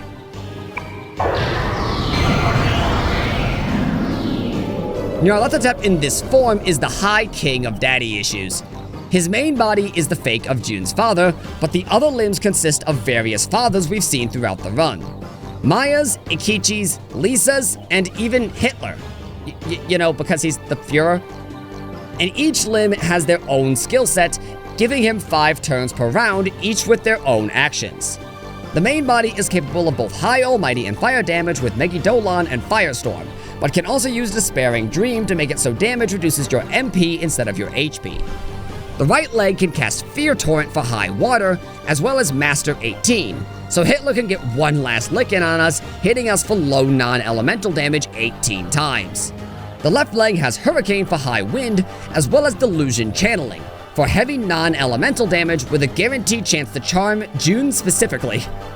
The right arm has Earth's Anger for high earth, as well as Seal's Raid, which is a 30% all-target Havoc-based instant kill. And the left arm has High Pressure for medium almighty, as well as Reminiscence Wave, which deals high non-elemental damage and inflicts sleep on Maya specifically. At this point, the only thing that scares us is Seal's Raid. Our vitality and technical stats are so high that after Rakukaja and Samakaja, Nyarlathotep can barely hurt us, with Master 18 doing literally 1 damage per tick. But since we don't really have a way to deal with Havoc, the right arm can just one-hit KO us whenever it wants. Eventually, I discovered the correct play was actually Bishamonten, as for whatever reason, Blade of Fury was dealing considerably more damage than Nova Kaiser. Can someone please tell me what this game's formulas are? Blade of Fury also has the fun side effect of knocking Nyarlathotep across the room. Regardless, Nyarly's limbs only have 5,000 HP each, so with Bishaman's Blade of Fury dealing roughly 550 per hit, we should be able to take out the limbs in 10 turns. Thus, we just had to be lucky enough to live that long, which is entirely dependent on the right arm deciding not to use Seal's Raid.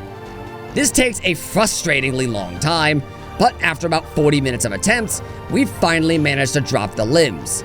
And from there, we set up our win condition. Lakshmi's Dance of Bravery allows us to set up with Tarukaja and Makakaja simultaneously. I also gave her Rakukaja for good measure. Tsukuyomi boosts our defense against Nyarly's Megidolan and Firestorm, and while I could have used Tsukukaja, I honestly didn't see the need when he was dealing single-digit damage. From there, I swapped to Apollo and just started JoJoing him to death, with Nova Kaiser dealing around 500 damage per hit. Less than I was dealing with Bishaman, but I figured why not do this with my persona, right? But that's when I realized I wasn't doing this with my persona. So I swapped to Robin Goodfellow.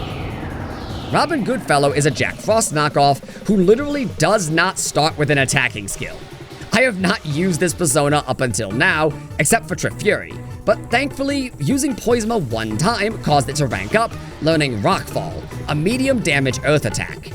Now using a level 11 persona instead of the level 53 Apollo, I was now taking nearly 100 damage per hit, but I could handle that easily. With the Crawling Chaos unable to damage me, I could tap the fight in with 190 damage Rockfalls. And after only a few hits, I, Robin Goodfellow, using Robin Goodfellow, beat Persona 2 Innocent Sin with only Tatsuya.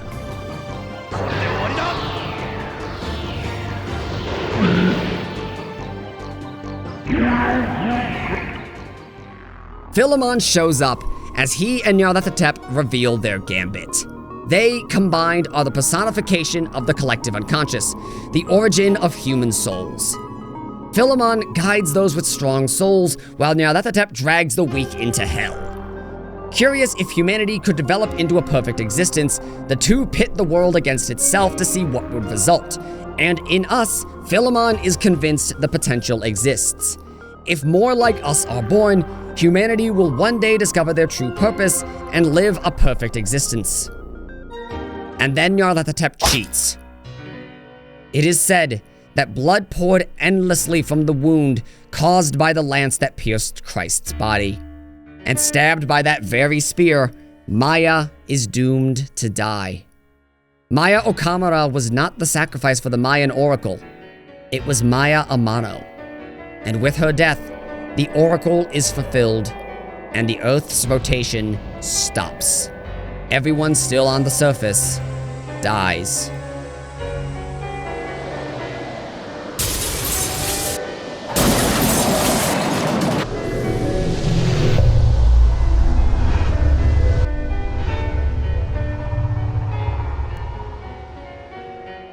Nyarlethotep wins, escaping with Maya Okamura before we can even hit him on the way out.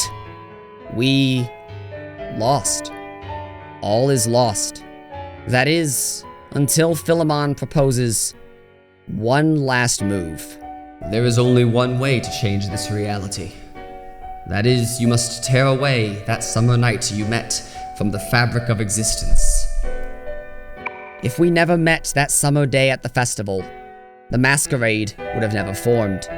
The threads that tie us together would never weave the woes that transpired, and the world would be spared the tragic fate caused by Philemon and Nyarlethotep's game. And while nobody wants to accept it, wishing for another way, we are the only ones capable of the power, and in the world of the collective unconscious, the only ones who can do it. Slowly, one by one, the gang says their goodbyes, each of them bowing out one by one, with Ginko stealing a kiss from the sub she could never have. Now, at the last moments of existence, Philemon asks if we have any final words before we go. So I hit him.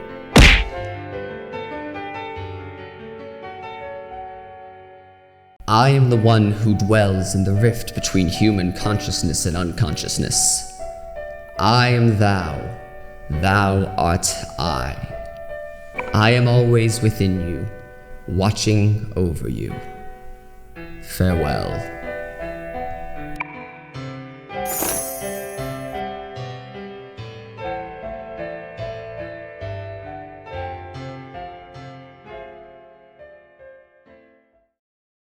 Greetings and salutations, everyone, and welcome to a game that gets too often forgotten. Persona 2 has become the series' definitive cult classic, being revered for a lot of its narrative and gameplay decisions, but also somehow being left out of a lot of modern conversation. But I've heard rumors that this game is too easy, and that the main character is so strong that they can win most battles by themselves. So, let's make that rumor a reality. Can you beat Persona 2 Eternal Punishment with only Maya?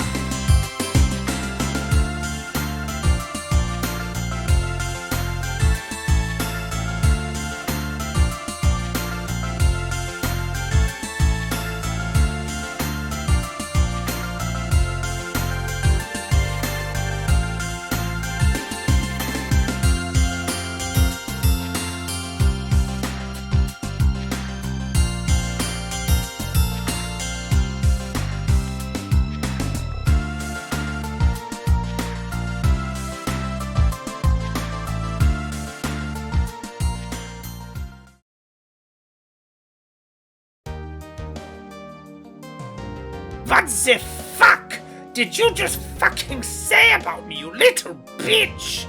I'll have you know, I graduated top of my class in the Waffen SS, and I've been involved in numerous secret raids on the Juden, and I have over 11 million confirmed kills.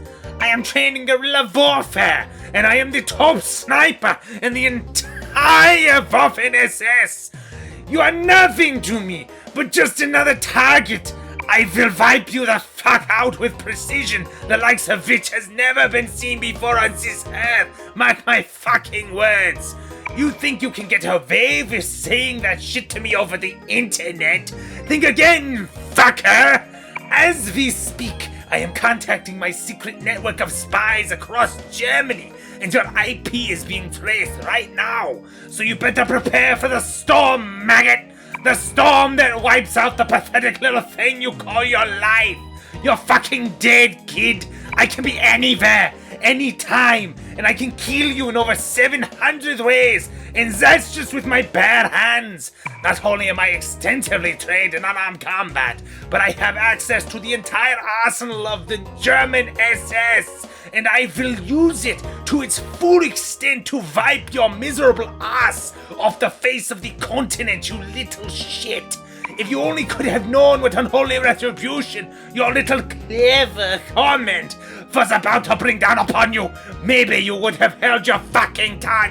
But you couldn't, you didn't, and now you're paying the price, you goddamn idiot. I will shit fury all over you and you will drown in it. You're fucking dead, kiddo. L plus ratio, a dork shitler.